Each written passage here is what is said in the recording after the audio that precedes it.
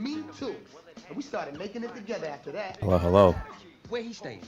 Harvard, local I'm house, I'm Kid. If you haven't heard of me, I'm a right on Kid the Knocking on tracks. all the platforms. I do politics and debate and stuff like that.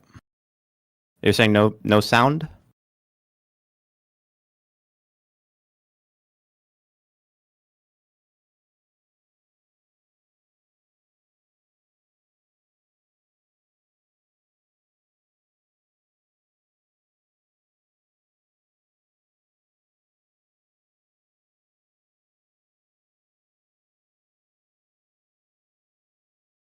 Oh, they can hear me, but Okay, not you. that should work Okay. now. How about now? Hear me? Checking. Everybody hearing me out there? And is the noise volume good? Sometimes my mic comes in a little quiet, but Okay, we are good now. All right. So welcome to the Minds of the Ecclesia, here hanging out with KIDNOTKIN, and we are about to find out all of life's answers in a few questions. sounds dope. Oh, my sound is low now? Okay. Let me see if Just I a little can bit. work that out.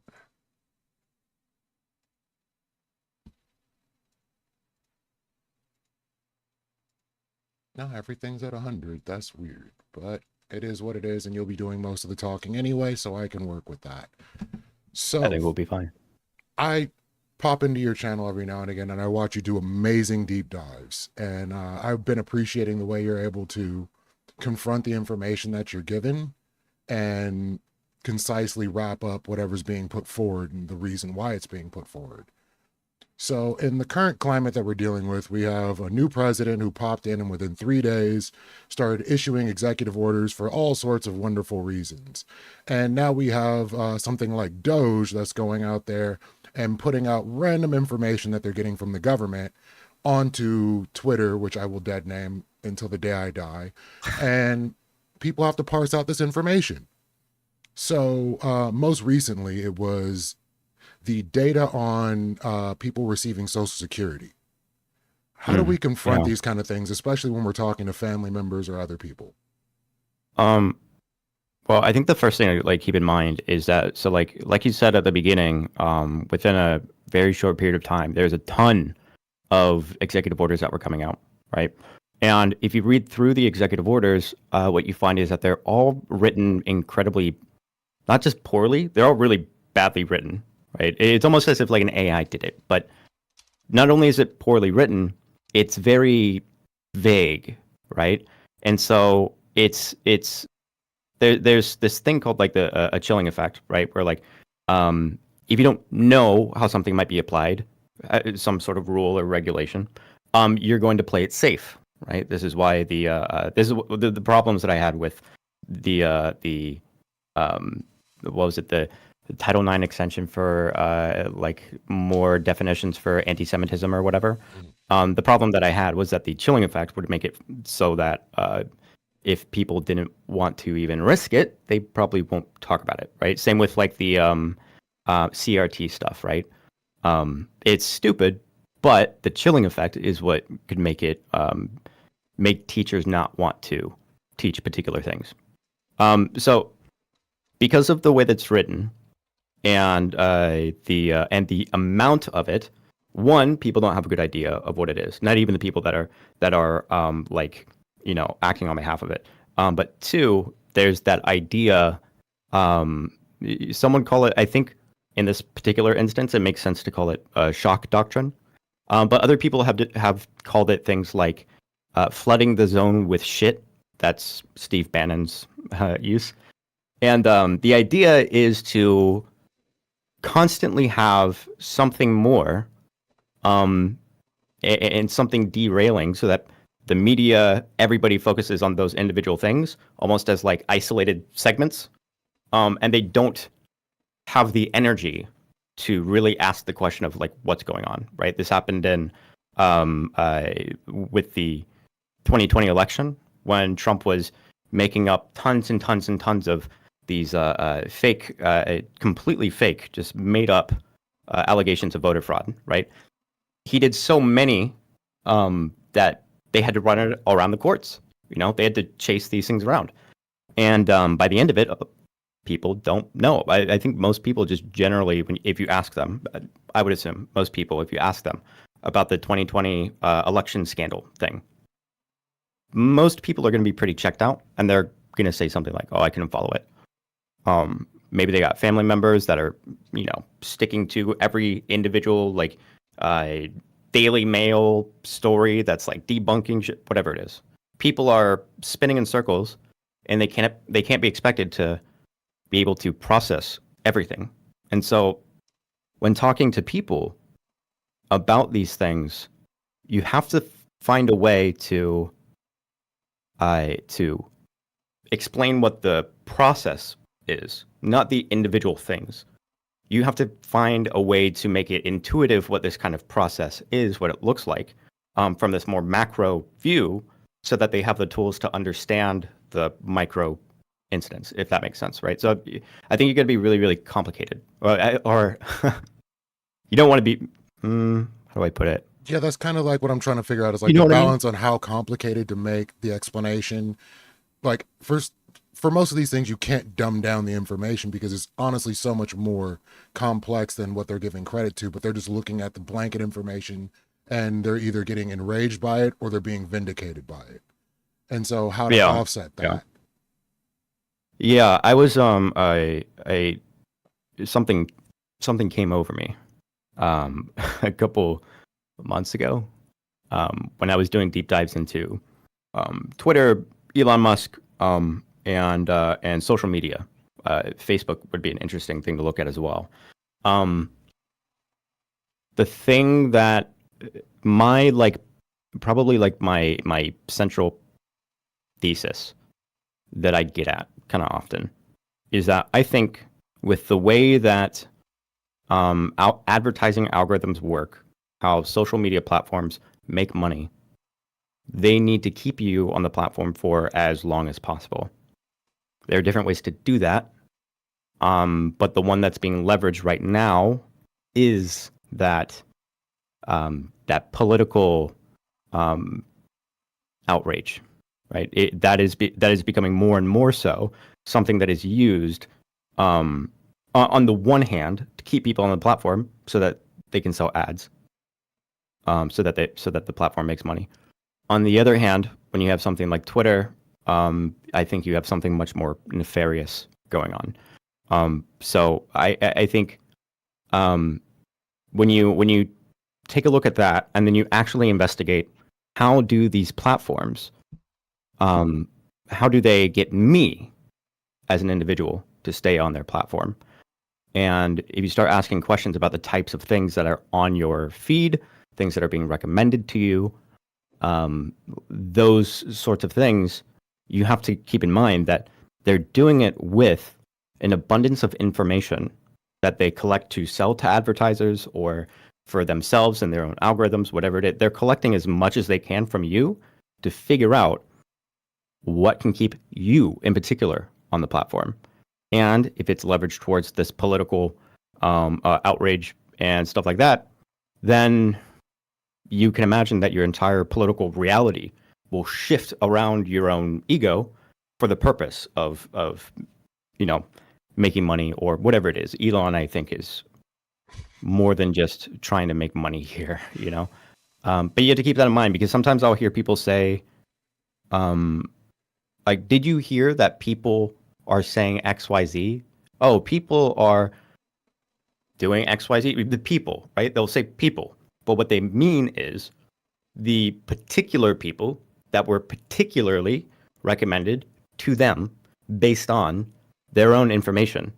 And the more that you engage with it, whenever you post a tweet or something that's saying, I'm so mad because people are saying this, you're giving it more information for it to double down and give you more of that. So I think a lot of people's reality, or not reality, but their conception of people, quote unquote, is being manipulated and twisted into a situation where I think most people have a completely fake understanding of what the national community is like, right? I think it's really fucked with a lot of people's heads. So, like, a lot of my friends definitely aren't on the right, yet they engage on Twitter and they're wondering why their algorithm is feeding them right-leaning information. And then the engagement that they're seeing just seems totally unrealistic. So they try to, unsubscribe, get themselves out of that sphere, and they still end up getting fed more right-wing information. Do you think this is part of the issue?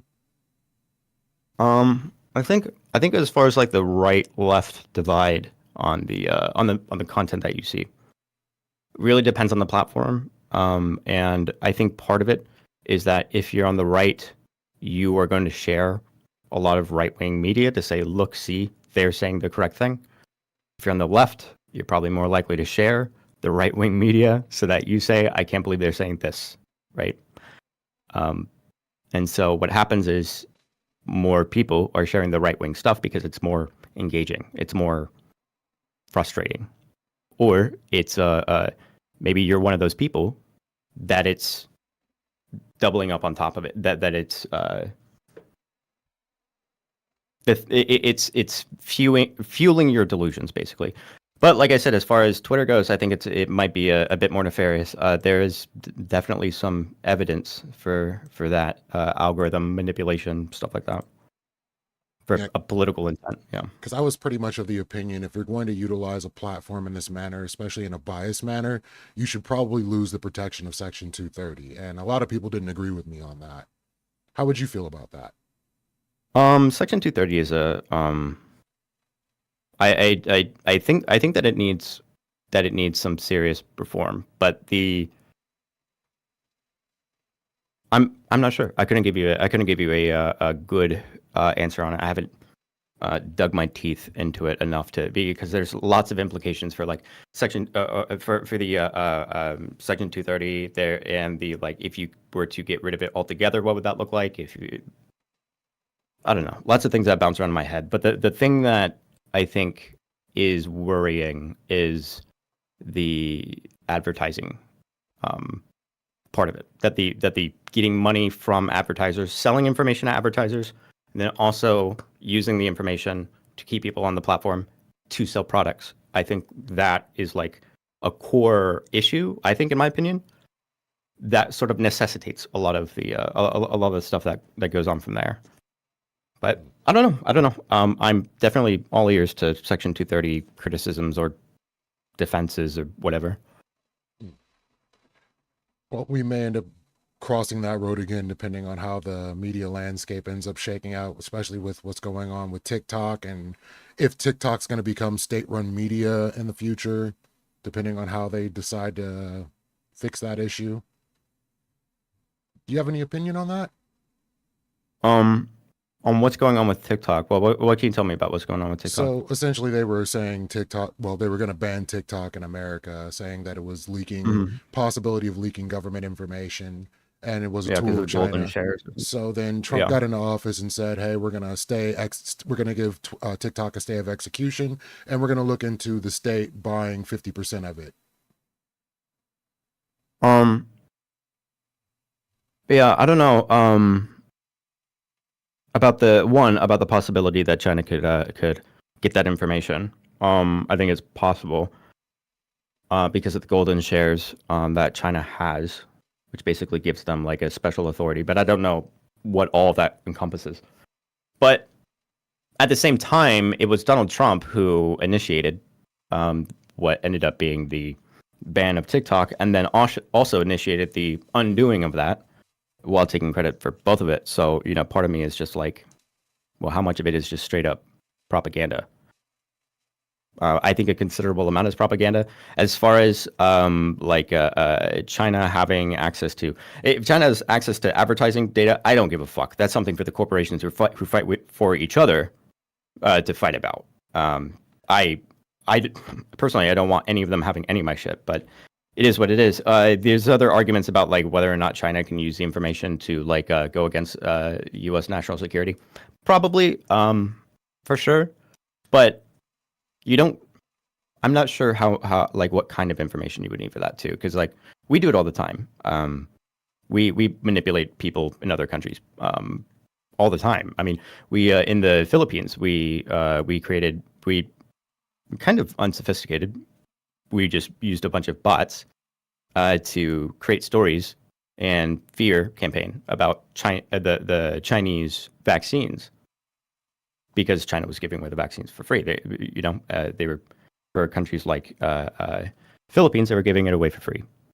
The United States was not giving it away for free. They were selling it, and so they influenced the people to distrust the vaccines from China, and so that they would be prompted to buy it from the United States instead. And so that's the kind of thing that you can do with the information, I guess. If they sold information to China, China would have access to information that could be utilized to do propaganda stuff like that. It's hard for me to be more scared of. It's hard to put my finger on it, to figure out how I feel about it. I don't want anyone to have my shit.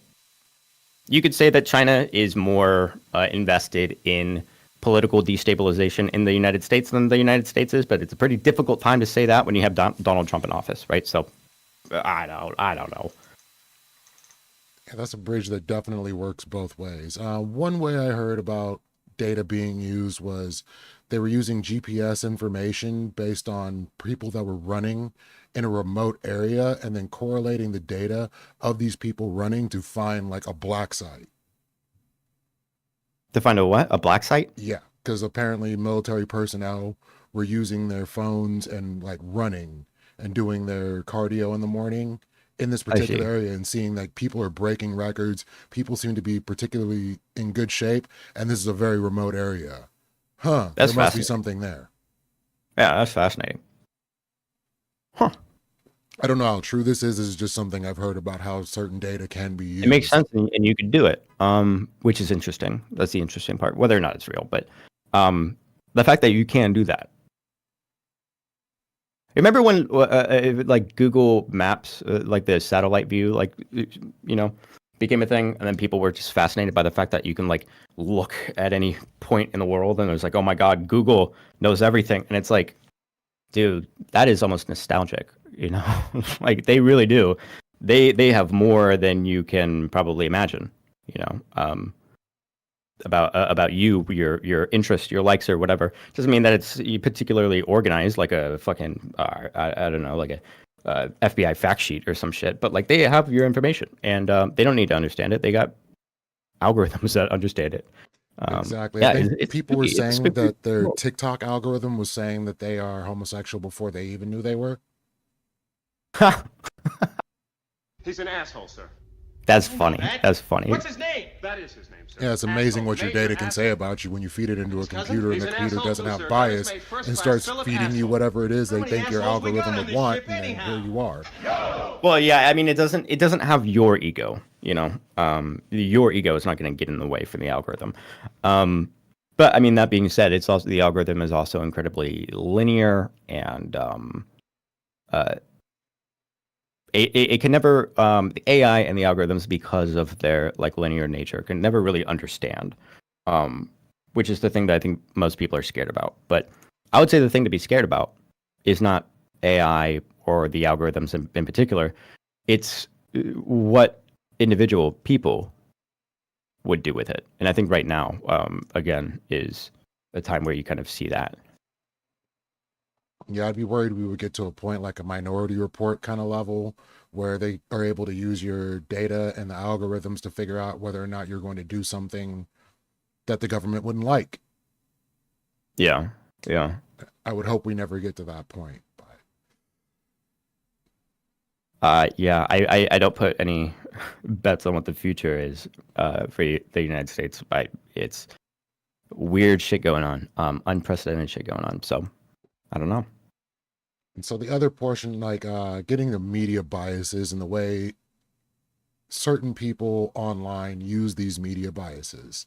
So one of the things that happened not too long ago, we had fires in California. I'm living like 30 minutes away from the biggest fire that was out here. And I'm having people tell me that there's no water here. and that we weren't, allowing for fire people to get things done, so on and so forth.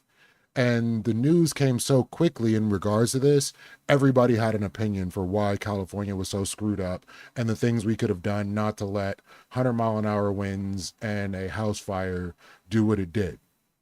And I watched Gavin Newsom get out in front of people and basically have to tackle each and every last one of these criticisms in real time. This isn't something we can really do with disinformation and misinformation. And then it got to the point where Donald Trump sent people in to go and release water reserves that farmers are going to need. Yeah.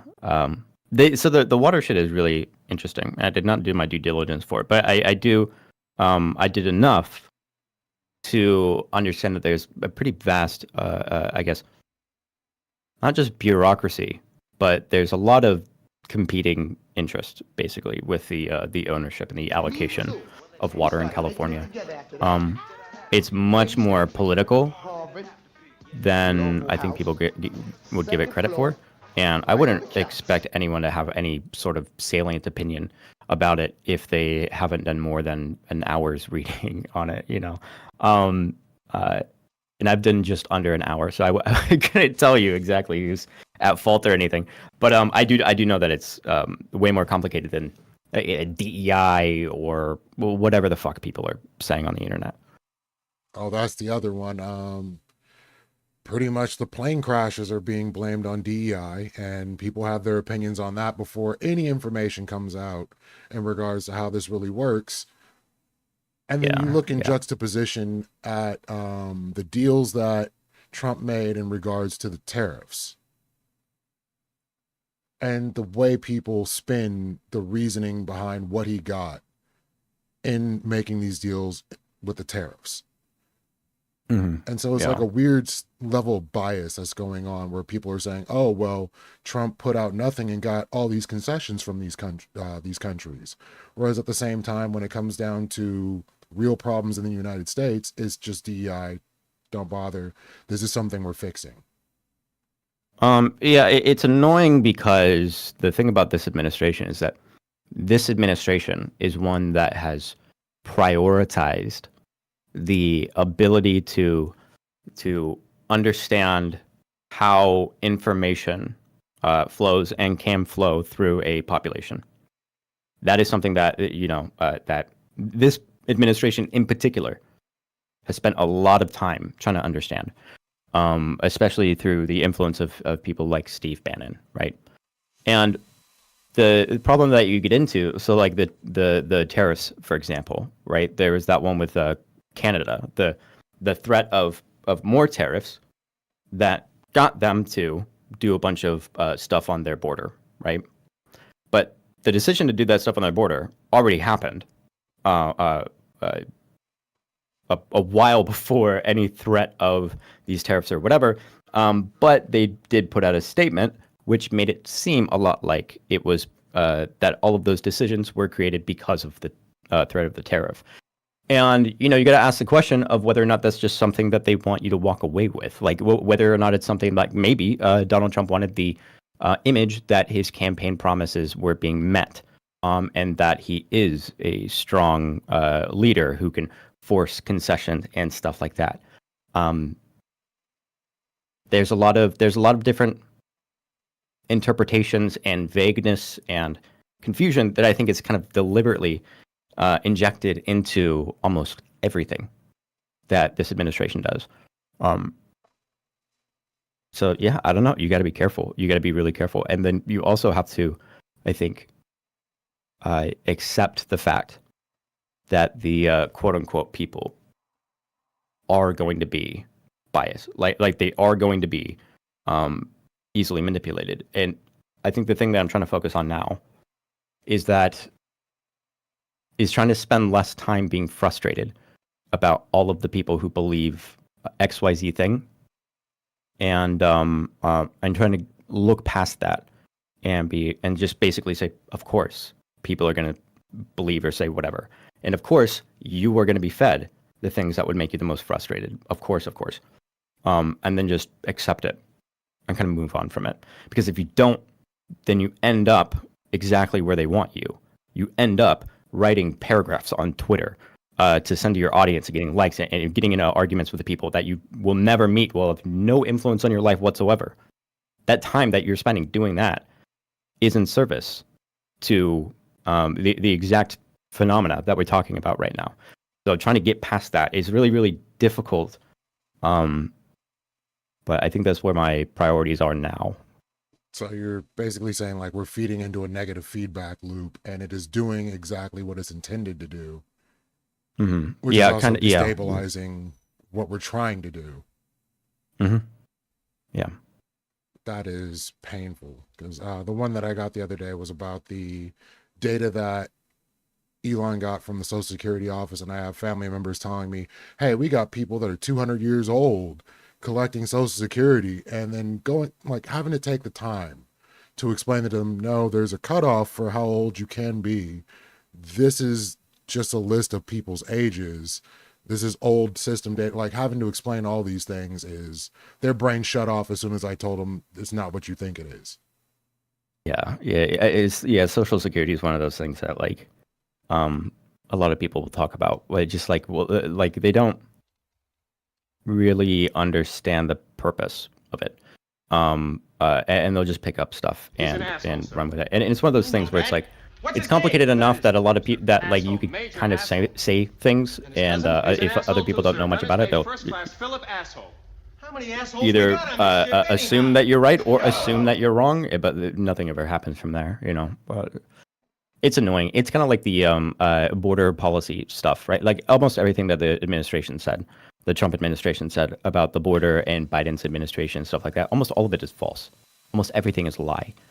Almost every single data point that they use for how many illegal criminals are in the country, all that shit's false. It's not true. There's truth, but they're manipulating it really, really hard. And it's one of those things where, like, I don't know, you just gotta, you have to do the homework enough to understand when you're being lied to. But at the same time, don't get caught in the trenches, you know. That's very difficult to do, especially, you know, I used to run a panel pretty regularly. Especially streamers. Yeah, it'd be righties, lefties, the whole deal. And then you'd have someone in Texas screaming about how they're murdering his cattle, and, you know, they tore down the wall. They won't let them put, you know, barbed wire up. And, you know, this is why there's a problem. And it's like, in reality, now that we're at the point where there's mass deportation, they're doing kind of a political dog and pony show where they're flying people to other countries and trying to force them to take people under duress. And it's costing more money just to get a few people out of the country, all for a publicity stunt. And this isn't really being highlighted. Yeah, but like I said, I think the reason why it's not being highlighted is because there's so much. There's so much that you can kind of take your pick of, like, what you care about the most to talk about.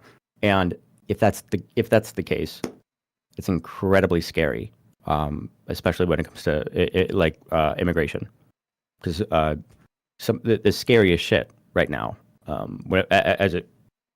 for people, is what's happening to immigrants in this country, and the things that they want to do with immigrants in this country is insane. And it sucks. It sucks because it feels like it communicates something about people's priorities, the things that they get frustrated, the things that keep their attention. I don't know. Like I said, I don't even think that my audience or anyone that I see on the internet to me is completely fake. I'm 100% black-pilled on the internet. I think just remove all social media. We can't be trusted. No one can be trusted. Get rid of all of it. I'm like super black-pilled on social media. So much so that I don't believe anything that I see. Anything that I hear, anything that I read, anything, I'm constantly asking the question, why am I seeing this? You know, and so, like, but it sucks, you know, because I just don't see that much on immigration stuff. And I don't know, it feels bad, but there's just so much going on. Can't really blame people. Yeah, speaking of things going on, so recently the concession was made to call the cartels terrorists and make a terror designation for the cartels. Yeah. I think that's one of the scarier things I see happening right now. It's hard to yeah, I was wondering about whether or not it could turn into a situation where like the United States is doing like what do they call it? Limited military operations or defense operations, whatever the word they use for it. With cartels, I'm not sure because on this the thing is that like almost everything can be simultaneously a intentional political move, and it's good to assume that it is. If bad people are telling you, listen to them, take it seriously, especially threats. But it's hard to know whether or not like that kind of a move it was more about sending the image of being really tough on the border, super tough. Versus what would actually happen with it. It's hard to say, but it's definitely scary. Yeah, my biggest fear is pretty much that they're going to take normal people, because you can't tell who's a cartel member, who's a member of Trendy Agua from your average immigrant citizen person that's out there. So if they round up a bunch of people and do something terrible and just say, well, they were terrorists, they may be able to get away with some atrocious things in the near future. Yeah. Yep. Absolutely. And yeah, it's a lot of the times the terror designation is the ability to have the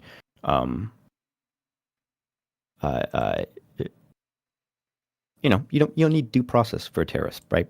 You don't need to go through the hoops of a legal bureaucracy. That's one of the scary things about it, is that usually when there's a designation like that, it could just simply be about limiting trade, or it could be market things, right? Like you can designate a particular group as a terrorist organization, and anyone who associates them is going to be implicated, and then that would implicate trade and stuff like that. So it could. Sometimes I wouldn't think so with the cartel, but sometimes it could be more political like that, where like you'll see that like I think it was it the Houthis that like they went from Trump and the executive order made it seem as if they were not designated terrorists, but there's two different classifications of terrorists. I forget the title for it. But there's two different classifications. They were already one, which like designated them as a particular class of I think it's something like international terrorist versus something I forget. But I think if I'm remembering correctly, that it had to do with you still need to be able to transfer aid and stuff like that, and so there might be particular restrictions that you wouldn't be able to operate in that capacity if they were a different designation of terrorists. So Trump made them the harsher designation. And like I said, that could be a trade thing, or it could just be a political thing or geopolitical thing. It's hard to say. Maybe he wants to be able to strike have more freedom to attack the Houthis on behalf of Israel, or who knows. The Israel situation is another wild one at this point, in regards to the statement alone that, hey, we're going to just take Gaza and displace a bunch of people.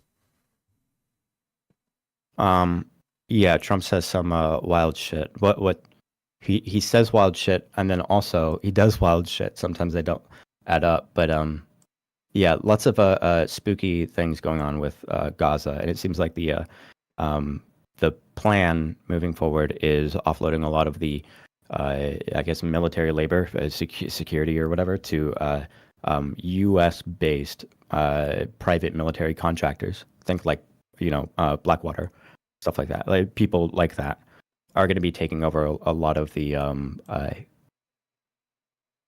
policing, you could say, right? Pretty spooky stuff. I kind of wonder your opinion on the deals that are going on with Ukraine at the moment. Oh, I'm a little bit behind on that because it's just releasing, and I've been I just had to reset up my entire like studio and rebuild a bunch of shit. It's taken a lot of my attention. But I think, can you give me like a TLDR on like, I think I have a general understanding, but Well, yeah, so can you give me like a far TLDR? it's feeling pretty similar to what happened with the Afghan government when Trump was preparing to pull out from the Middle East, where he's speaking to Putin, he's speaking to other people, he's not speaking to Ukraine, and they're relaying what the conditions are going to be to Ukraine. Mhm. So essentially forcing a surrender on their behalf. Yeah, I don't know how similar it is to the Afghan pullout because that's a whole situation as well. With you know, this sort of loose you know, a deal with. I guess if you, I guess maybe if you if you say that the what was it that that the terrorists are Russia in this example, maybe. um Anyways, the it seems like to me, what it looks like to me is that the obvious thing happened is that there was a lot of kind of playing in the nuances of like, you know, Trump is talking to Zelensky and doing you know, standing in front of media cameras with Zelensky and then saying things like, oh, this war might be more complicated or whatever, given this idea that he's thinking about complicated things. But then, you know, in the same way that like he was pretending to be critical of Project 2025 and the Heritage Foundation, and everyone had enough plausible deniability and confusion to say that, oh, that's all speculative or whatever, and then, you know, goes to show that immediately, like that memo that went out to that was cutting off federal funding, that was written by one of the architects for Project 2025. Like, it's one of those things where it's like, yeah. He may have said that he, you know, there's going to be more thought about it, but the idea was that he was going to fuck over Ukraine and that he had some sort of deal with Putin. And now it looks like that that unfolding of that scenario is what we're looking at. And at the end of the day, it just happens to be a deal with Putin for various reasons. I wouldn't speculate too much, but no, is that the plan was to fuck over Ukraine and find a way to do it. Yeah, that's what that seems like to me. I haven't done enough reading on what has happened in the past couple of days, but yeah. Yeah, it's best not to read too much into it before things play out, but at the same time, things are moving very quickly these days. Yeah, you just got to keep your make sure you're looking in the right direction.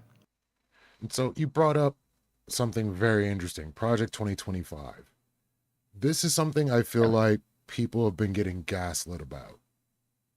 And it's kind of difficult to know you're being gaslit, be gaslit, and still be told, no, this isn't what it is. Mm. So Yeah. how do you deal with that?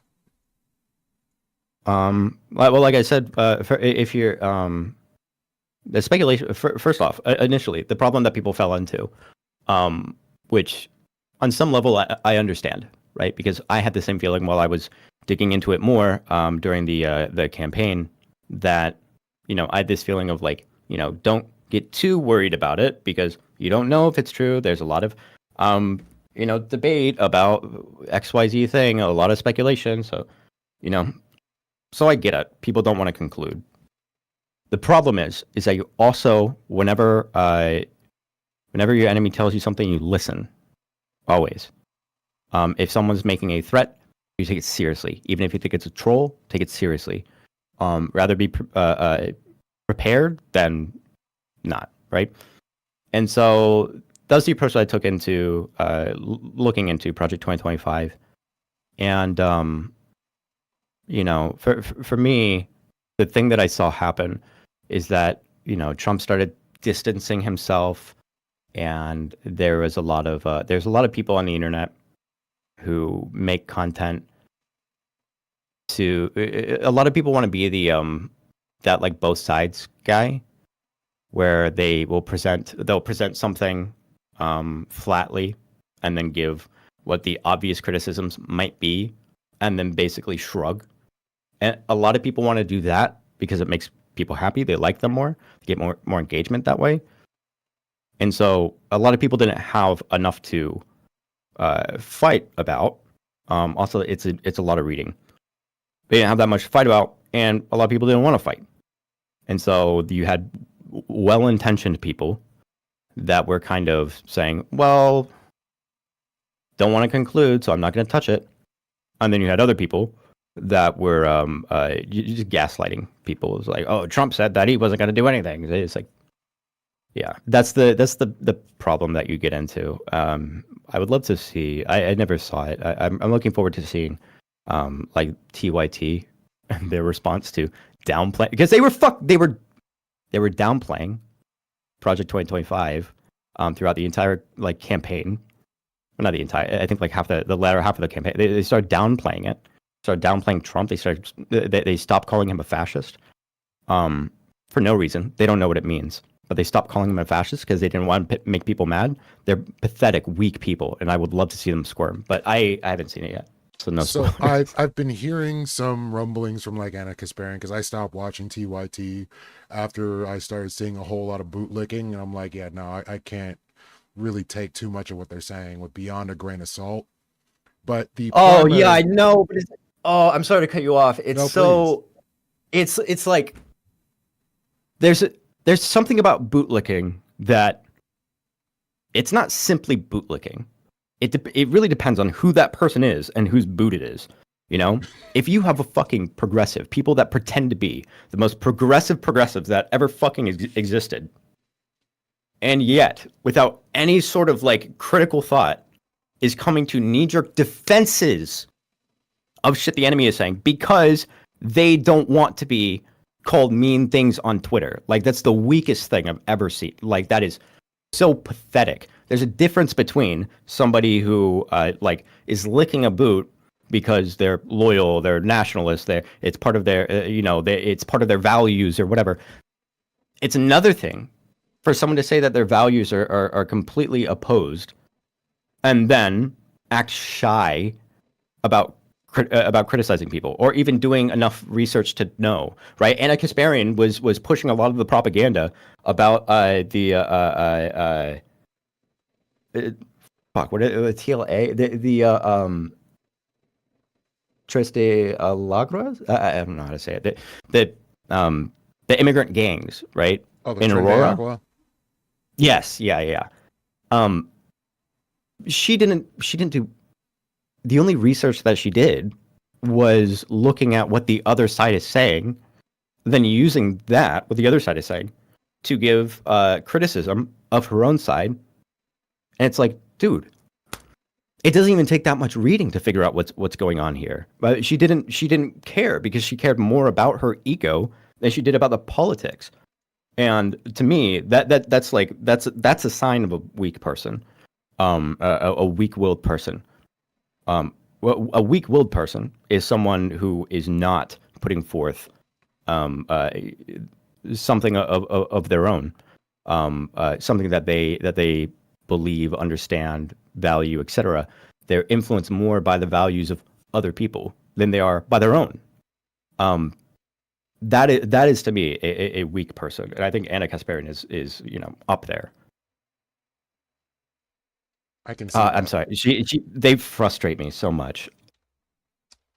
I mean, it's been pretty interesting watching them try to both sides when obviously they should not be beholden to that side. You can kind of tell that they're not speaking truthfully. Yeah, it's like I try to be careful because it's not really about like it is about like the both sides thing, because that's how their brain works. Their brain works by trying to balance out both sides, right? But it's not for us, for people that are not just directed by their own ego to make people like them. It's not about the sides at all. It's about what is happening, what is true, what is going on. There's tons of criticisms that I can give to progressives or the left, especially with the campaign, the Kamala Biden fiasco, stuff like that, or Biden policy. I can give so many criticisms of the left or progressives or my side, quote unquote, but I don't have a side. But the people that play both sides, definitely. I mean, they do. They have their own side as well, but it's one that's completely dictated by um, whether or not other people say that they're cute or smart or funny, whatever. That's wild. Like personally, I pretty much stopped doing the primary panel thing I was doing because post-election there was a lot of knives being thrown around in regards to what Democrats should have done, this, and that. When you look Who's at, to blame? yeah, exactly. Whether Whether or something has not to be whether or blamed. not Mexicans are to blame. Yeah. I mean, was it Israel? Was it Mexicans? Was it black people? Yeah. Was it everybody's catching one? But then when you look at Democrats and the way things are handled, Al Franken touches somebody 30 years ago, he's kicked out of office. Eric Mm. Adams gets caught up in a scandal, he gets prosecuted. When you look at the other side, they tend to just kind of shield each other. And when you have that lack of accountability on one side and an overstated accountability on another side, it's very difficult for me to feel comfortable with that level of blame being thrown around. Yeah, I really don't like it because the central narrative that ends up getting created is this is the word that I say all the time. If you watch my stream, it's probably the most used word than any other word. It's prioritizing resentment. You know, resentment is something where you have to find something to blame, and something to that it's the values or the actions of another person that intentionally was malicious or whatever, someone that you can point the finger at, is the priority that they give you. But it doesn't tell you anything about what's actually happening. It doesn't actually say anything about that. And so that's always something that I'm kind of looking for, is like, what is the priority, and what is understood, and to what degree is resentment part of this, you know? Because like I try my best to keep resentment out of my own analysis when it comes to people, even fascists, right? I don't like them, I don't respect them or whatever, but you can't just because somebody is bad or you don't like them or they're on the other team or whatever, you don't want to find yourself in a position where you are assuming particular kinds of intent, like the plane crashes, right? That's a good example. People don't know what's going on, what the issues are, but even people on the left might be saying it probably has to do with Trump. It's probably something Trump did or whatever, or like Trump is responsible for XYZ. And it's like you don't want to get yourself in that position where you are making assumptions just based off of that resentment. And it felt really, really bad. On a human level, I understand why it happened, but it felt really bad the way that resentment was being prioritized in response to the election of Trump. Figure out who's at fault. A lot of people going around saying that, like, you know, all the Latinos that voted for Trump deserve to get deported and stuff like that. And it's like, what are we doing? Yeah, we're demonizing ourselves from the inside, and really this is a moment when we should be coming together and trying to focus more on the things that we have in common rather than trying to find someone to blame. Yeah, the other side of that, which is really difficult. The right is incredibly, the new right, the fascist right. I'll just call it what it is. The fascist right is unified. They have a a lot of the things that they want might be different, but they intersect in ways that allow them to be unified to some degree, right? You have Silicon Valley fucking tech bros that believe in mold bug theories of creating a monarchy for the tech bro elite. And then on the other hand, you have Christian nationalists. And it's like, okay, well, there's enough there for them to both get what they want, right? And Project 2025 is the unity of these kinds of reactionary groups.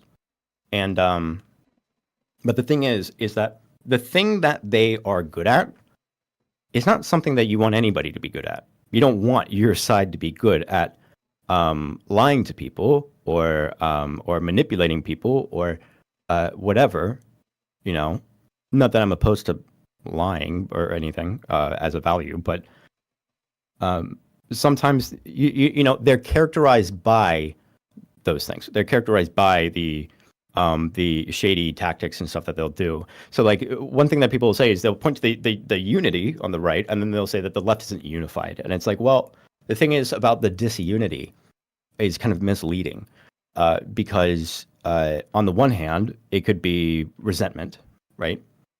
Or on the other hand, it could be engagement with the facts and the details, right? If everyone's trying to figure out what is actually happening, you're going to have a lot more people fighting and disagreeing about what's happening versus someone saying, this is what's happening, we all need to get in line with that, and then everyone getting in line with that, you know, like, so sometimes I try to be a little bit careful. We do need to have more solidarity, just like with workers, with people getting engaged in the political process. People need to find a way somehow to exist politically and have a political will in society that doesn't exist, but for sure. But this idea that like, you know, the unity is when everyone agrees is dumb. I can get behind that. So I got a question earlier, and I don't know the lore on this one. What is being an emotivist versus an expressivist? Well, an emotivist and an expressivist, there's not like a they're both kind of there's not a real, as far as I understand, there's not a really big fundamental. People will say emotivist in the same way that they'll say expressivist or whatever. It kind of depends on the thing that you are highlighting. When you're, if someone has a moral value, or if someone is communicating a moral value, there's a way to interpret that. And so what an emotivist or an expressivist or whatever would be saying is that when they say moral value, it doesn't have any truth value. There is no truth value. There is no true or false to it. If someone says that kicking a baby is bad, that's not there. There's no truth value here, so you can't say whether or not it's true or false. You would say they are expressing an emotion, right? That's what they're saying. Kicking babies, boo, right? That's the that used to be my line of thinking. I've changed my mind on that now. I'm a I guess what you would call, I don't care about labels all that much, but if you care about what is it called? Error theorist is where I land now. Where it's not, if someone makes a moral claim that it is bad to kick a baby, that does have truth value, and it's false. Because no moral claims are true. Because morals are, in my view, are something that developed over history, social evolution, etc. And so moral claims are false, basically. So there's the error theorist, and then there's the like emotivist, expressivist that say there's no truth value whatsoever. You can't say whether or not it's true or false. So yeah, the moral philosophy stuff is I think it's fascinating, but you definitely have to be kind of. Sometimes it's funny if people haven't engaged in like moral philosophy before, it can be kind of spooky to some people, especially if they're like a I don't know, religious, or most people have morals, right? And most people want to rationalize those moral beliefs by declaring them as logical or rational or consistent or whatever. But you know, the truth of the matter is, in my opinion, it's not. It's just false. We just made it up, which is fine. Which is fine, by the way. I have things that make me feel good, that I like or whatever, and that's basically how I justify my more leftist beliefs or whatever. It's like I'm a worker. I don't know what to tell you. Like I am not there, and so the thing that I want is power, and the way that I get that power is by arguing and doing these things, right? Arguing for these things, doing these things, etc. Right? That's awesome. So, like, I had my own personal question. Why does KidNotKin lie to me? 'Cause he's a liar. He's just a piece of shit. But if people don't know, KidNotkin is a long time ago. I was messing with this thing. It's called a Markov bot, and a Markov bot is not AI. It just basically I would put it into people's chats. I would put it into ChudLogic's chat. I would have these bots running in ChudLogic's chat and Karantos' chat. Wherever I thought people were saying wild, stupid, funny, degenerate, retarded things, I put the bot in there to just take everything that people say, and then what it'll do is it'll take the words and then it'll just like mix them up kind of randomly, create new sentences, don't mean anything, and just post it, right? So if you've ever had like a really schizo chatter that like you don't know what the fuck they're on about, but whatever, they basically exist like that. And so that's what Botkin was back in the day. It was just a Markov chain. Yeah, thank you. That would just do that. Now he's upgraded quite a bit, where he's using GPT 4.0 mini. He is, he's programmed to respond to particular types of things, and people can, if they join the Patreon, they can influence his personality, the things that he believes, stuff like that. He's running my Discord. I'm just trying to expand his character and his presence in the stream as much as possible with AI and funny things. Partially because it increases chat engagement, which is good for the algorithm. Partially because it helps build community. Like if you're joining if you join a Discord, not a lot of people are going to want to just like immediately engage with a bunch of people they don't know. But they would love to engage with a fucking bot that's just funny, So it helps in a lot of ways. I think it's just funny. I think it's cool. I do a lot of serious politics stuff where I like, I talk about things that should be upsetting and they should really fuck up your day, right? And at the same time, I want to be able to inject shit posting, and I want to encourage people to get in the way of the serious shit with unserious shit, because it makes the serious shit go down a little bit better, I found KidNotkin to be fascinating. I'm like, is there an actual person here? Is this just a bunch of AIs doing crazy shit? This is one of the best shit posters of all time. Yeah, I like the idea of blurring the lines between what's real and fake when it comes to my own stream, because it's just interesting. Like this background's not real, obviously, and I spent a lot of time trying to figure out the best way that I can make it convincing, that I'm not in front of a green screen or something, stuff like that. I really want to just like fuck with people's conception of what's true and false. Just like I'm trying to fine tune an AI on me, and everything that I've ever said that's on the internet, I want to fine tune it to me so that I can replace my Twitter account with a AI that's just trained to be me, right?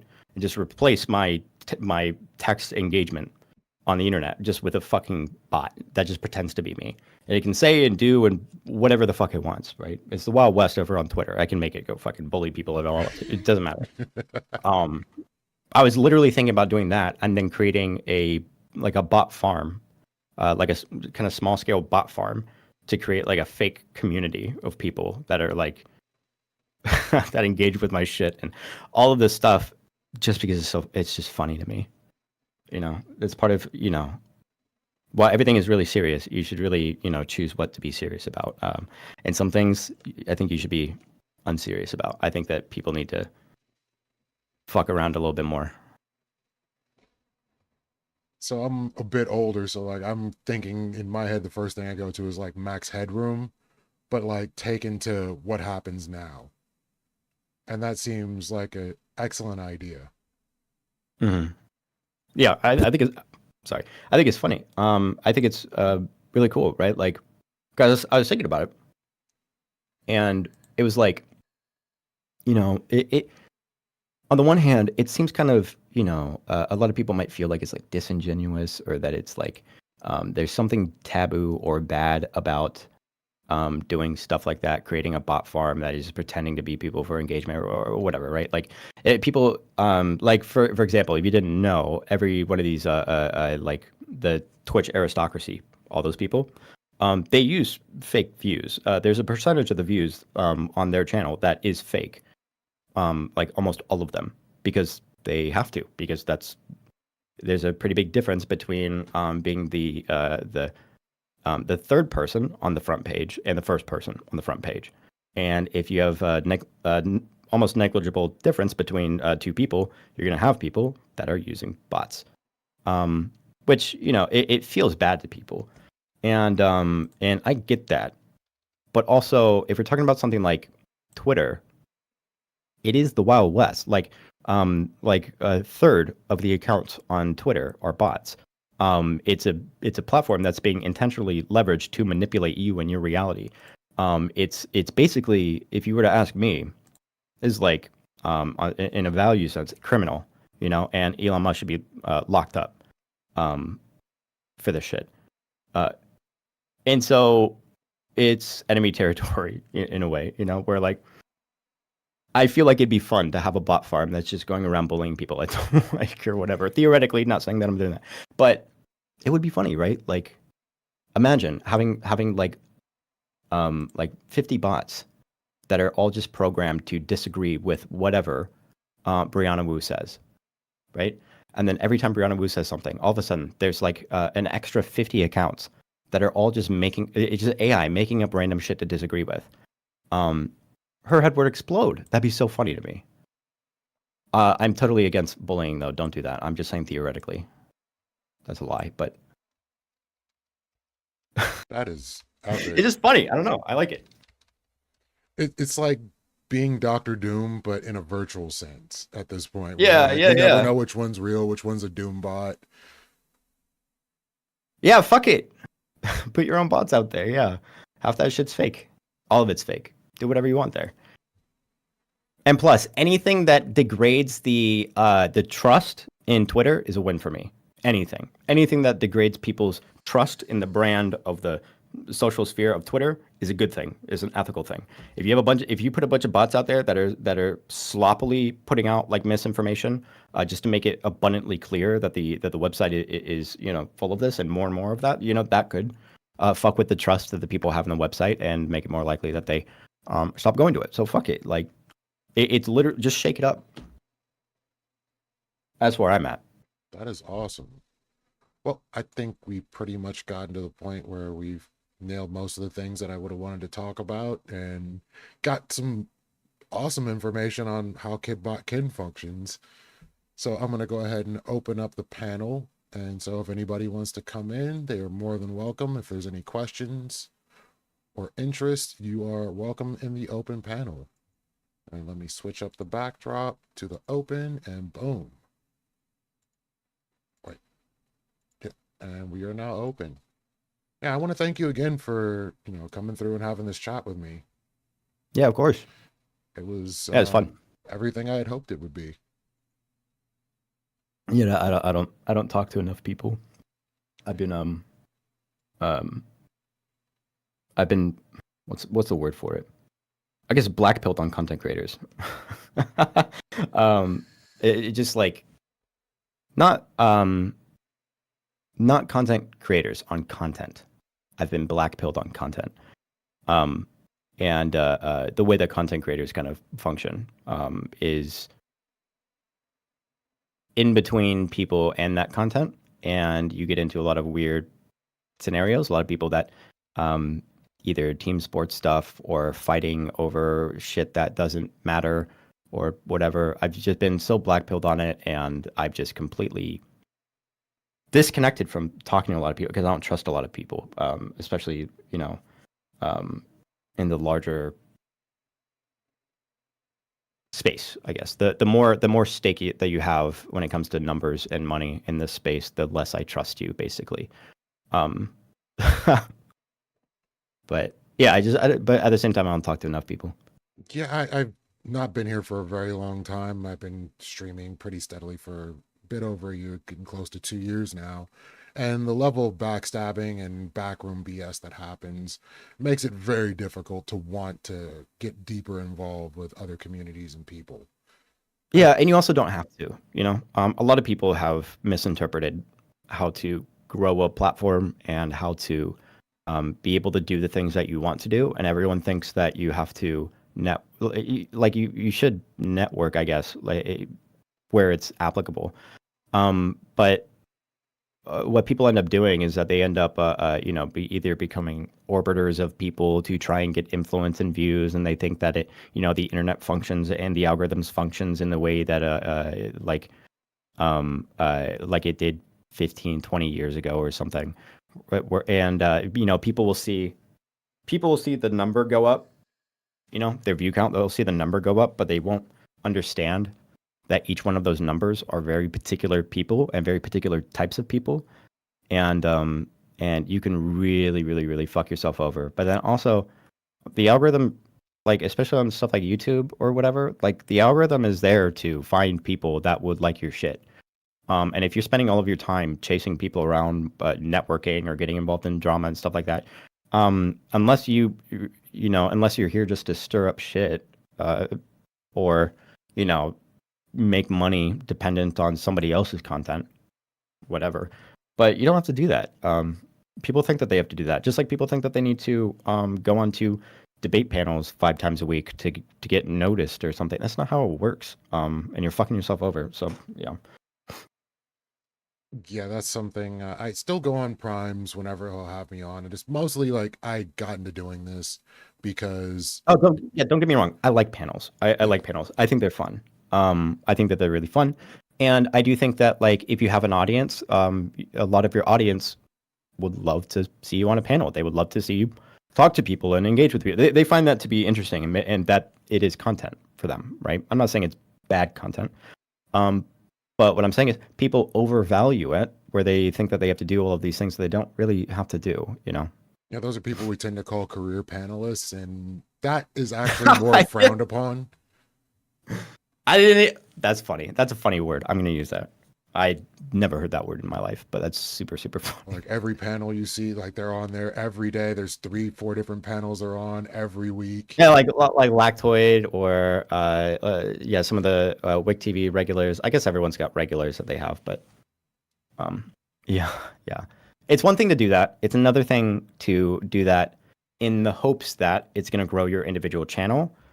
If you like doing them and they're fun, do them. They're fun and you like doing them. Do whatever the fuck makes you feel good and do it as strong as you can, right? Do it for you. But sometimes, people will do it to grow their own channel, or they'll, like I said, network with people. They'll try to get cozy with other streamers and larger streamers just so they can get, they can like try and leech some like people from the audience. And people's priorities are just kind of mismatched. And you end up having a lot of this weird stuff with these team sports stuff. It's just too much, and it's stupid, and it doesn't need to exist. No, I agree. I mean, I've done some of that. Like I did the what is a conservative or what is a Republican panel, when it was all conservatives and Republicans on the panel, and none of them could agree on even what they wanted to be called at this point. And then it became a who's Trumpier panel with Rob North screaming his head off at Connor. Oh God, yeah. Yeah. And that's been going on, I want to say, for the last week or so, because Rob Noor went on Wick's panel and ended up getting into it over something, and then Andrew Wilson came on to scold Wick for not keeping Rob Noor on the panel, and then within a day later, Rob Noor's on having a chat with Counterpoints and basically going off on him for an hour. Yeah, a lot of it's just TV, I want to hope it is. TV. Like people like Andrew Wilson, right? Like Andrew Wilson, he sees himself, like particularly with him, he sees himself as like a, like he sees debate as like a sport, You know, it's about the sport of it. And part of me likes that that kind of approach when it comes to debate, but another part of me hates it. But yeah, he's one of those people that like he will view debate as like as a sport. Basically, whatever works, and I'm going to do it. And I'll win type thing. Where like, yeah. But on the other hand, people also get like super personal. I guess about it. Or like, oh my God, someone disagreed with me on a panel, and now I'm fucking upset for a week or something, or whatever. That was one of the worst things I'd ever seen, and I lost all respect for Andrew Wilson in the instance in which it happened. It was a modern day debates panel with Matt Dillahunty. And Oh yeah, that was stupid. Yeah, that was really dumb because the approach was this like sort of like internet like you say whatever you can to trigger the other person, right? And it's like, say what you want about, if you don't have any morals or values or whatever, and you just want to do whatever the fuck you want to do, that's one thing. But like, if you're saying that you're like if debate is a sport to you or whatever, you should probably, you would imagine that you would understand that those kind of tactics, those winning tactics that you would do online or whatever, just to be a bully and look stronger. It makes you look pretty weak if you do it poorly. You end up looking pretty weak if you go into a debate and all you do is just talk shit about the other person instead of like arguing the topic. You look weak. It has the opposite. You don't look strong when you do that.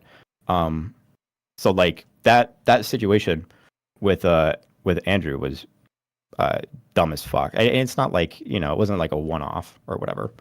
But yeah, this is stupid. This is really, really dumb.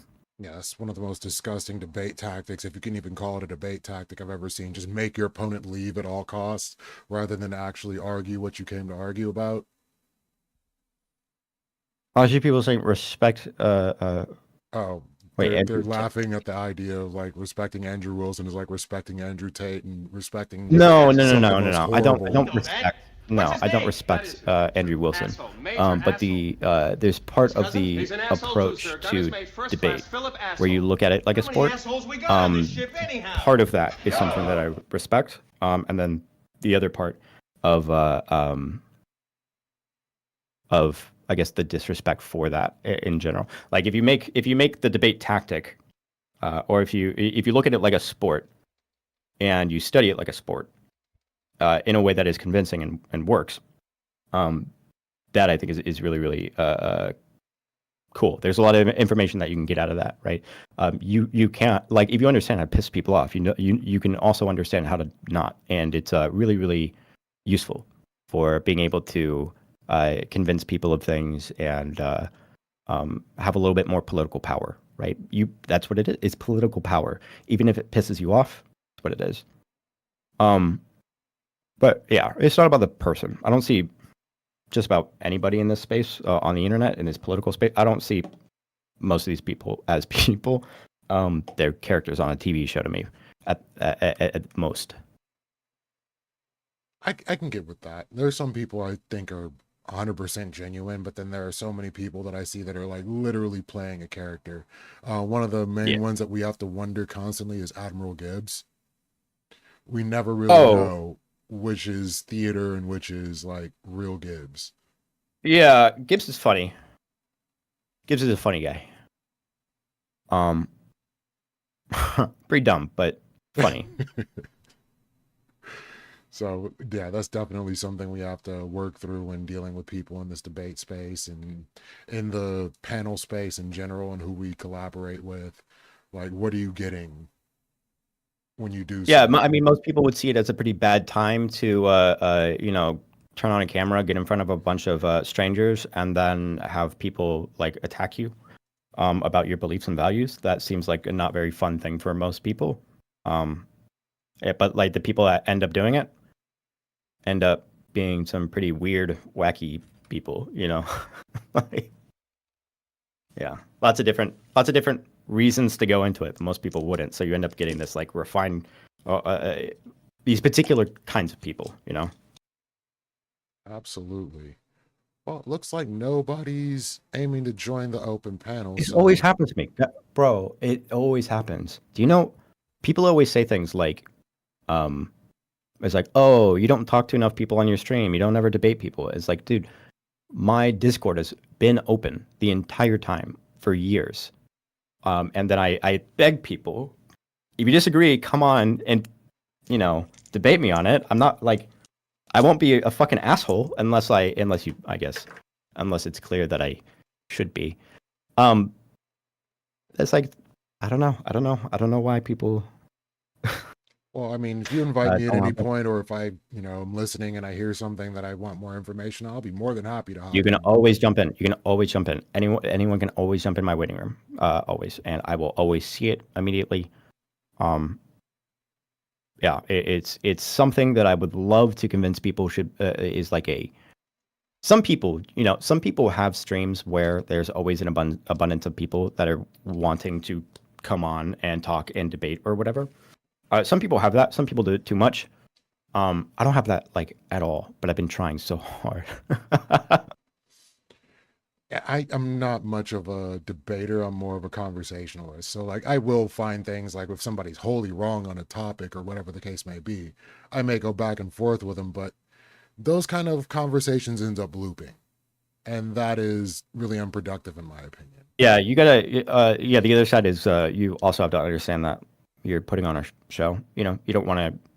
If someone calls in, you want to basically get the idea or the disagreement out there immediately, deal with it, and then have some sort of hard cutoff so that people know. Because sometimes if people jump in, a lot of the people in the audience, if you're used to talking to people for a long time, it's like the moment that someone jumps in, the audience is basically like, oh, okay, we're fucking derailed or whatever.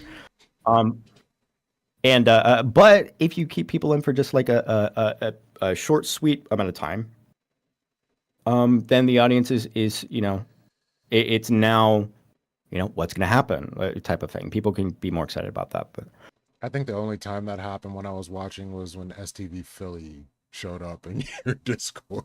Oh my God, I love STV Philly so much. Oh man, fuck, dude. That was so fun. I love.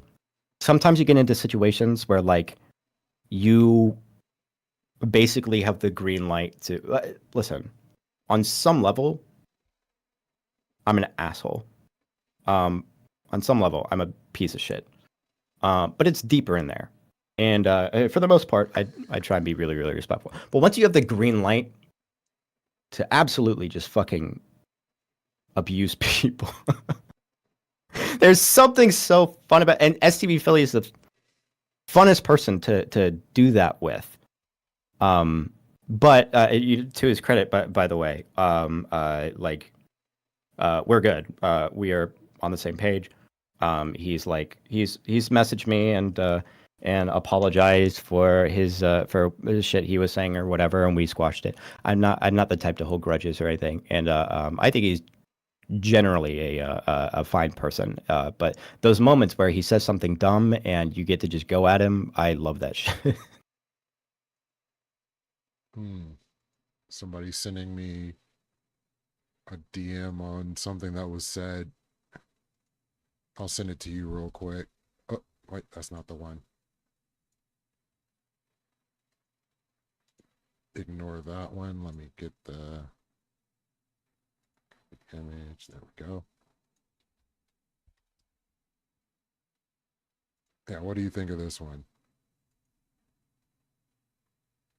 Wait, can I say it? I don't know why you DM'd it, but Oh yeah, you can say it's it. a public chat. Okay. I didn't know if you were sending me secrets. I have no secrets. Oh, so STV's he's drunk. Okay, He's drunk. He's drunk. Okay, he said. He said, "Is it on screen?" He said, No, nobody can Giving men blue balls should be a crime punishable by death." I didn't even know what the context was. Somebody sent me this, and I'm just like, Philly, why? Some people, listen. I see SCV Philly as like a tomfoolery chatter. You know, tomfoolery also has a record of saying shit that shouldn't be said. Like, if you're typing something in a chat, before you hit enter, make sure to ask yourself, if someone saw a screenshot of this without context, what would they think? And this is a screenshot without context. Yeah. He's probably drunk. Funny. I didn't even know what the stream was about. Like, did he just randomly type this in, or was something going on? It seems tongue in cheek. It seems tongue in cheek. But if it is tongue in cheek, funny as fuck. If it's some sort of like deeper value that he has, he should probably get some therapy. But that's just just be aware when you type something in the chat. Keep that in the back of your mind. Yeah. I saw a question in your chat, if I can respond to it, from Universal Discourse. Oh, by all means. So UD was asking what you think about the streamer's responsibility for his influence on his audience if the audience happens to get toxic. If they get so I'm in two ways about this, and I try to make sure that people don't get confused about them. Where I don't believe in universal morality or values, right? The idea of responsibility is something that is appealing to some sort of moral value. Now, I have what you could call moral values, you know. I don't like it when people kick babies. I'm not going to argue that it's intrinsic to the universe, that it's a bad thing to kick babies. But I will say, don't do that, or else you will have a problem, right? Politics and morality in general is about leveraging your power in the form of a taboo, in form of shaming, whatever it is, right? But it's about your power.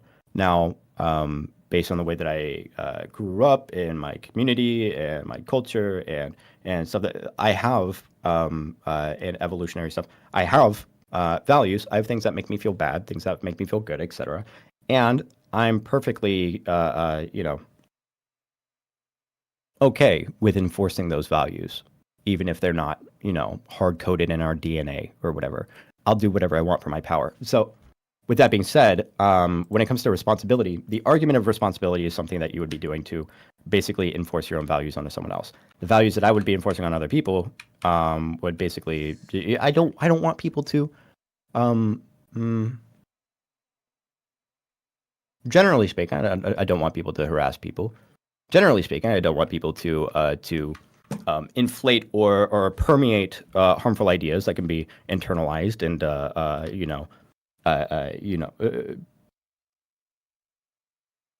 hurt people, I guess. I don't like that kind of thing. So their responsibility has to do with whatever I'm willing to enforce through taboo or shaming, right? In the same way where it's like, if you have a bunch of people in your audience that are telling you a bunch of things that, you have a bunch of yes men and people that won't ever disagree with you, and you have some sort of like toxic relationship with your chat. Maybe your chat is like idolizes you or whatever. I think that's toxic as well. There's like toxic positivity stuff or whatever, right? I think those types of things should be shamed. So what is UD? If you wanted to jump in the Discord.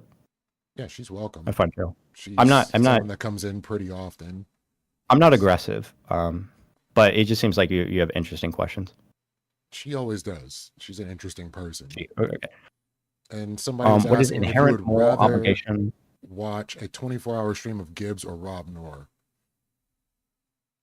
A 24-hour stream? Oh. The way that I watch them is particular. Well, I don't watch them, but when I do, the way that I watch them is particular. Gibbs is just funny, but Rob Noor will force me to do more homework, right?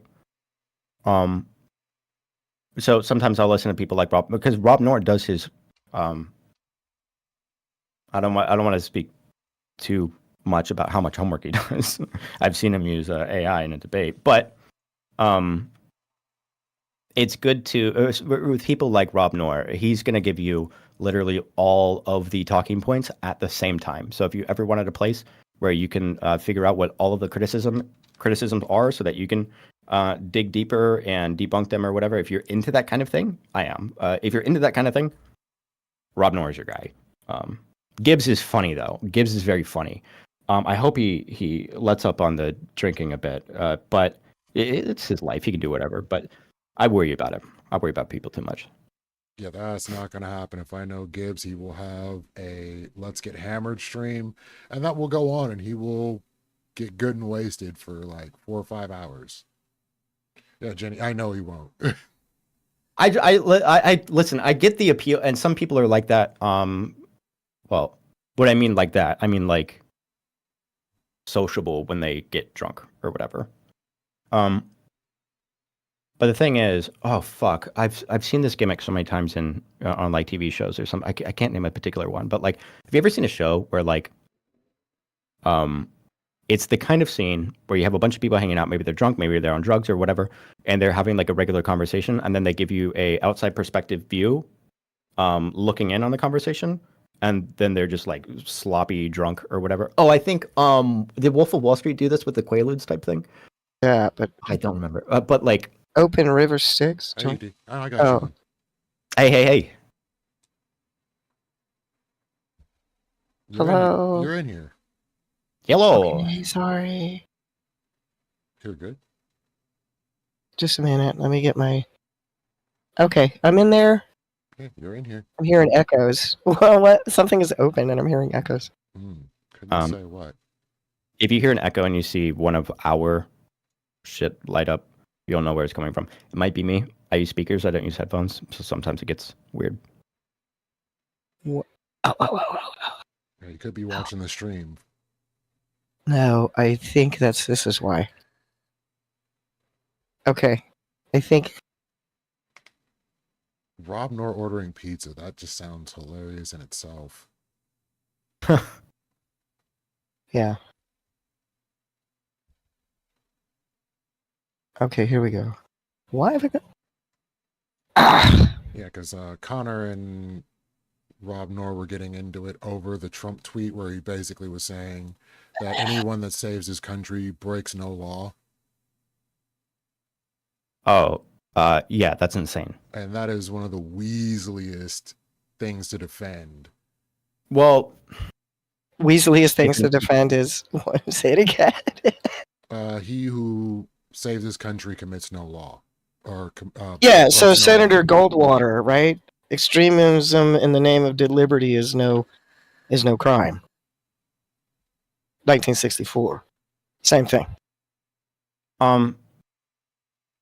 yeah, I think the thing that the thing that is worrying about it is the I guess there's like a level of implied intent, you know. If somebody were to say something where like, you know, morality is not dictated by laws or something like that, I'd be like, okay, I agree. If someone is saying that like the future of our divine national country and our unified citizenry or whatever, the good of that means that bending the law is okay. When someone says that, it's like, okay, you sound like a fascist. You know what I mean? But are they though? Right? Huh? Yeah, I'm interested in the ethics and the morality takes. Yeah, I mean, if people are And up for it, I like talking about it. Some people don't. Well, no, just like as my like do course of business, but also haven't been on Twitch for 4 years. So, yeah, I'm really interested in you know, responsibility and influence. Also, coming from the music industry, you know, there's been a lot of artists that were put up into court, and the question arose: are they really responsible for their audiences or not? It's massive, fundamental. Yeah, it's seminal debate, right? It's a First Amendment debate. It's so I'm way interested in anything to do with that, because I feel that I am what I put out there. I have an intent, It's like giving a medicine. Yeah, well, And the question of if I gave you a medicine and I knew that you had a adverse reaction and I did jack shit about it and said, well, fuck it, I gave it to you, I didn't tell you to take it, then I'm like, yeah, that's actually the problem for me. Because so there's two different ways that you could there's two different ways that you can talk about responsibility, and one of responsibility is the question of who is responsible for this thing. Where did this problem come from, right? Who is responsible for it? But then there's also responsibility in terms of like the moral sense. If someone ought to be responsible for, whether they should have control of, and the errors come from them. So I wouldn't conflate that semantically, that identifying a cause is not responsibility at all. It's the one who took the initiative to identify the cause has accepted the responsibility because that's his agency. His sense of responsibility and his capacity to act on it. Now, what interested me with you in relation to where did the error occur? If the error occurred from somebody's free will, then that was it. That would mean that they are responsible for that, right? Nearly every error is. But what interested me to you, I was listening, I'm going, power. Your intent is, I would like power. Mm-hmm. Like, this is interesting. Is it power in the sense of Foucault?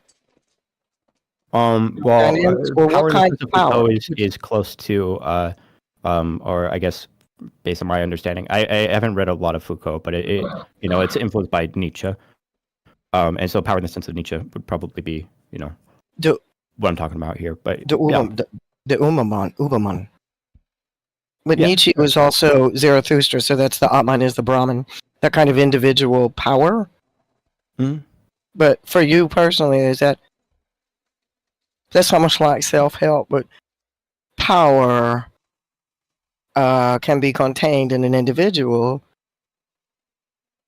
and it can also be expressed in society as influence. So are you interested in influence or your personal sense of agency and prowess and control? Well, agency for what? It's agency and control for what? The power for what? Like your agency is as it relates to the influence on other things, right? So like, I would like to increase my capacity for being able to have power. Yeah.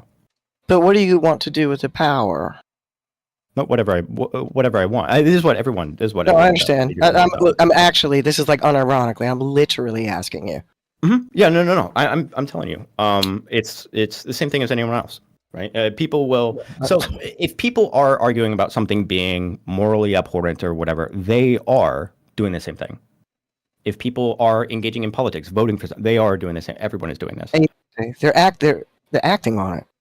Mm-hmm. They're exercising their capacity to act on something that they feel a sense of responsibility for, or to. I mean, even irrespective of the agency, they are. Yeah. But I mean, that is agency. So where they're sending, you sure. see what I mean? Yeah, the responsibility is. There's a deep. I'm trying to be careful not to go too far into the determinism, free will. Got you. Yeah, please don't. I'm trying to avoid that kind of thing. I agree with you. Really, really complicated and really, really confusing really quickly. I agree. D'accord. It's okay.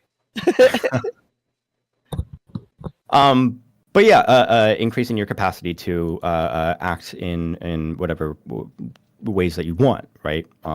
That's what people want. They don't want to, be controlled by other people. They don't want to be necessarily like influenced by other people. They want to have influence themselves so that they, on some level, maybe they feel like they act, and maybe the feeling of acting in a way that is in accordance with your values or your wants or desires or whatever, that makes people feel good. So that's the type of thing that I'm engaging in. Is that the same as hedonism? Do what you will, let it harm not, something like that. Is that the same as hedonism? I want to get really good at. I want to be really good at being able to do everything I can to make myself feel good. I think what the difference would be, based on my understanding, is that and someone can let me know if I'm wrong. I'm not an expert or anything. I'm just a guy on the internet. But You're nice I too, totally and I understand. like you. Like, So yeah, hedonism has more to do with almost like these, what I guess, what you might call base desires or whatever. and Where like you drives might maybe be, yeah, but you also might libido, be driven by something much more much deeper than just, I don't know, jerking off. visceral pleasure, or something like that. Yeah, Yeah. yeah. But like I said, I don't know enough Like when I about hear hedonism. But you know "Do as thou yourself, so you can will," speak. that's like the He knows tenet of himself, Dharma. right? So Mhm. he's the author of his own experience, so he can speak completely 100% from himself. Like I He said, I'm doesn't trying to have to avoid this reference a people. thing. Is that right? Right. You don't have to reference anybody. Sorry. You don't have to reference anybody. You're the author of your own experience, so you can speak 100 from yourself. You know everything, right? I would like to feel that way. I think, is that what you would like to pursue? That total self-knowledge and I don't know if competency? knowledge is the thing, the action. So, like a lot of the times, people will do things that they think are in service of themselves, and they're really in True. service of. I think we are talking about like Anna Kasparian, right? Doing the both sides thing, trying to make everyone happy or whatever. That's Oh, something that she wants. But what she's doing is actually acting on behalf of the will of other people, based on her idea or conception of community, whatever it is, right? And so, yes, I understand that. yeah, and nobody likes that feeling when you do something that you think is part of your own values and your own way of viewing the world, and then you interrogate it a little bit more, and then realize that you were basically influenced into that, maybe be it through a false Yeah. community or people lying to you, whatever it is, right? Once you get in, you've been manipulated. Yes. Mm-hmm. Yeah. Uh-huh. And you end up like going, am I part of a cult? What happened here? Yeah, something like that. Yeah. I thought this was my idea. No, I guess not. You know. Yeah, Yeah, no count. I don't like It's stupid. I don't like that casual, equivocal take where it is what it is, and that's just the way things are, and everything is everything else. And I'm like, okay, Oh, well then there's no point, and I really don't want to That's talk my to you. that's one of my go-to. Sorry. Oh, Those are I my don't like go-to. that. Oh, with music, it's deadly, but it stops original music. It's awful. Anyway, but that's a whole. That's a tangent. Never mind. I Yeah, didn't yeah, say that. Forget it. Forget I said that. Forget it. And I don't mean to insult. I'm not one who insults. Nah, it's I okay. like It is to what it ask is. questions and embarrass people because I want to know a person's personal truth. That's my knowledge I seek. Yeah, And I'll ask every single awkward, cringe, ask painful thing in all due respect. Sure, yeah, and That makes me feel I might good. answer in ways that are not. Yeah, just I'll because tell we you don't the know truth. each other, so I'll I'm tell you just giving you. I'm just giving you who I am, so you don't, because we don't know each other. So. Yeah, But anyway, Well, my pursuit of Yeah, knowledge so, and now I'm- is what is quorum? quorum. Puts me in a weird spot because part of the fun is not knowing. But You don't have it's to a good answer. Maybe short. the bot It would tell doesn't me. matter. It's literally just a cult mentality type shit. It's an inside joke that has evolved over time, and it's sort of meant to not mean anything.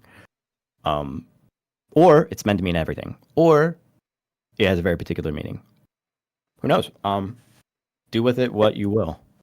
It sounds like Q worm. Is that the Quorum is quorum. brainworm that infects the cult mentality? Yeah, well, we all developed brainwash a couple months ago, or I guess it was a while ago. But I did a marathon stream, which I didn't sleep on camera, but it was a marathon stream. I was doing nothing but streaming, waking up, shower, listening? and then eat food, stream, Listening. or maybe like 14 hours a day or something. Plus, I did that for about 116 days. Yeah, that's right. You did. I watched you do that. Okay. Oh yeah. I took score. Like, did he do it? He did it. Okay. Yeah, so I think we all kind of lost a little bit of our. We all developed a certain kind of brainworm, and quorum is that brainworm that we all developed. That's what I thought. I was a marathon streamer for the whole time I was on Twitch. It was 12 or more hours a day every single day for like 2 years. Oh yeah, there's fuck, what's her name? Oh fuck, she's so cool. Yeah. There's this woman on I forget her name. Something CC. I don't remember. But that sounds familiar. Yeah, she's still going. She's been streaming for years. Basically Wow. nonstop. How cool is that? yeah, it's insane. That's part of Twitch lore. It is, Wow. but not that many people, not a lot of people know about it, or some people might know about it. But when I saw her before, she wasn't getting more than like 20 viewers or something like that. Wait, you know, it makes sense. Like if you're streaming all of the time, you're going to lose viewers, right? But you're gonna have a sense of community, which is something that I learned from my marathon. But she ended up getting, I think she got interviewed on KIDNOTKIN's stream. Okay. And so she might be doing pretty good right now. But I think they also booked her up for the next year with subs and shit. So she's gonna live and die on it. That's neat. Well, she did it. That's how she makes her living. I mean, for 2 years, that's how I made my living. So that's pretty cool. Yeah. That makes me think of that dude that did the Japanese game show. They called him Nasubi. Yeah. And I don't know basically that. they put him in a room, left him completely naked, and anything he could get in that room, he had to win through a sweepstakes. Oh my god. And he had to basically get enough money to get himself out of the room. And eventually he did it. But his sanity and everything else kind of suffered for it. And he was so popular, and he didn't know that so many people were watching him. That Yeah. Wait, he didn't know? Yeah, he had no idea that it was a big thing. He thought it was, nobody was watching. Oh, he knew this. that people were watching. He just didn't realize how many. Yeah. And so by the time he completed that challenge, he got a ticket to go to Korea, I think it was. And they basically threw him back in the room again and said, start over. Oh my god. Dude, the fucking Japanese game shows, dude. Jesus. That's I like, try not what's to that? think about it too hard whenever I see it, but like, What is damn. that thing they did? The Squid Game was like that kind of ridiculousness. Oh, that was I don't know about all that. show. That was a little different, but that's kind of like a Japanese game show, but more for your life than for the entertainment of Money, others. entertainment. Yeah, they got a lot of the themes good. So yeah, I can't bounce over it because I was interested in power and power dynamics and the philosophy of it. Yeah, the So- TLDR of like I guess like the base assumptions is so I used to be a determinist. I've changed my mind on that, but that Really? also doesn't mean that I believe in free will. Which is complicated. I don't want to open up a bag of worms, but basically, the thing that I look at is the amount of or the quality and quantity of what might be seen as like your will or what is reactive or whatever. Like how determined are you, right? And if someone is part of a cult, or if someone is in lockstep with a fascist government, whatever, they just de facto have less willpower, right? It's more determined than someone who might not be, or maybe like, I don't know, a child that has no capacity for memory, or anybody with no capacity for memory or anything, just like can't be determined in that way. And so I kind of think about it like that, but but like I said, so I also don't believe in like morality as a intrinsic or logical set of rules. That Yeah, are embedded notice in our that. DNA. I don't believe in any of that. You don't stuff. have a rule set for morality. I noticed No, that. yeah, which is why I say so. Like, once I say that, people usually think that means that like I don't think anything is that I wouldn't That you would have kick a negative baby, reaction. right? So Exactly. people might think that I'm a Exactly. hypocrite or something when if someone does something that I don't like, and then I tell them not to do that, and then it's like, oh, I thought morality is fake. I So thought it's like, it was yes, illogical. but- Right. Yeah. Right. You didn't say But it was illogical. do- You said that it had no truth value, but that's two different things. Some people might say it has no truth value. I think it does have truth value in the fact that it's false, if that makes sense. That's a truth value. That's a pure logic. Right. I teach logic, so I'm like, Yeah. I understand your right. language. Okay. I totally understand your language. I understand you. So Yeah, yeah. I used to be an emotivist that thought that it doesn't have any truth value. I'm an error theorist now because it oh, makes more sense to me. If someone makes a claim of morality that does just on its face have truth value, you can read into why they said it if you want to, but it's a claim nonetheless. So yeah, therefore it's subject to, yeah. unless So it's therefore, if inductive, someone in makes which a case moral we're not. claim, it is false, and there's But probably a reason why they're saying it. we're not going to get, if this is inductive, we're not going to have a truth value. Doesn't mean it's not valid, cogent. What do you sounding. mean? What do you mean? Can you Well, explain an that? inductive, we're not going to subject an inductive argument, for instance, to a truth table. Well, like We can if it's deductive, sure, right? So but I think, and that's basically the fundamental sort of difference between those two sort of types of claims: the moral claims and the fact-based claims. Whatever. I don't know. Maybe you'd have to expand on it. I haven't read a ton Hmm. of shit. You're probably more well versed in some of this stuff. Oh, But, an inductive argument is often those ones that says, okay, so the statement in the Constitution, "We hold these truths to be self-evident," is an inductive argument. Yeah, You sure. can't put it up to a truth table. It won't stand that scrutiny. It just won't. You can't apply the truth table, the truth value to that. Especially not when your claim is that it's self-evident. And also like the God argument, or when people say a woman is a woman if she says so, they're inductive claims. And you can't hold them up to a truth table. And that's where the argument begins. Yeah. Yeah. That's where a lot Yeah. of people are getting the weeds between the two. Right. Yeah. Right. Where like And some people would then make the argument that like you can that if somebody makes it an inductive claim, then then you can say based on the merit of it not having based on the merit of it being an inductive claim that's not pointing to anything, then it would be on its face false. Or if I guess you have some other claim to the the nature of the thing, the develop maybe maybe say if you've studied the nature of the development of social groups, or you have a more expansive argument for what morality is, then that would be the basis of you saying that it's false. But yeah, exactly. Okay. Exactly. So I thought, this is interesting. He's speaking a language and I'm going, I understand that language. Makes It doesn't matter whether you agree, that's understand him or not. Yeah. It gets me to the ideas of presuppositional arguments, and those drive me nuts.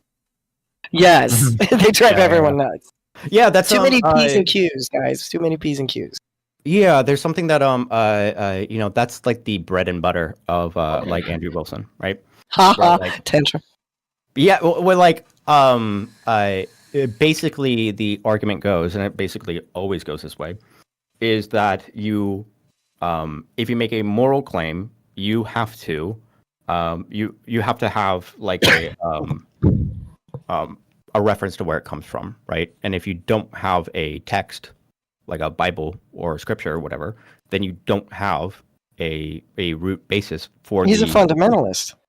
Yeah, and so like you can say, well, since I have this thing, I can then say that it comes from this thing. If you don't have a thing, then you don't have a place where it starts, and then therefore the debate starts from there. But you never get into whether or not, and for him in these debates, it doesn't matter whether or not there's any rationality or reason to base it on scripture or text or whatever. He just says what he does, and then he starts getting into No, but when you do that, there's no original thought either. Because all I can do is, I mean, you can put it that way. Is variations on a theme, right? Stuff, but yeah, he's going, God told me so, or the bot told me to do it. So there you go. I'm validated. I'm like, can you thank for yourself? that's at all? Well, a lot of these things seem to work on a script, and so like based on the script that's already in place, they walk you down the script, and there's no way to walk around that unless you just reject the premise altogether.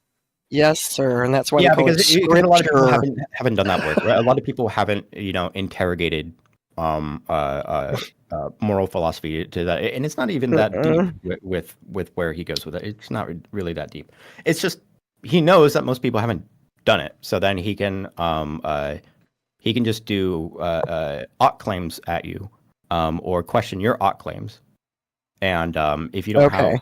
if you haven't understood it, you might say, "Oh, you ought to be good," and he'd be like, "Where? What do you mean? Like, where does that come from? What do you mean that someone ought to be good? What does good mean?" And really Where does the interrogate. obligation to be good come from? Really? Yeah. And then he goes Okay. on that line of thinking. A lot of people just don't know how to do that. A lot of people They just don't aren't question equipped. themselves. They have no need to. It's not necessary. Why should they? Mhm. Well, you maybe just because you can doesn't mean you should. Yeah. Why should they? They can go on about their day. Why should they tear themselves apart and question everything they do?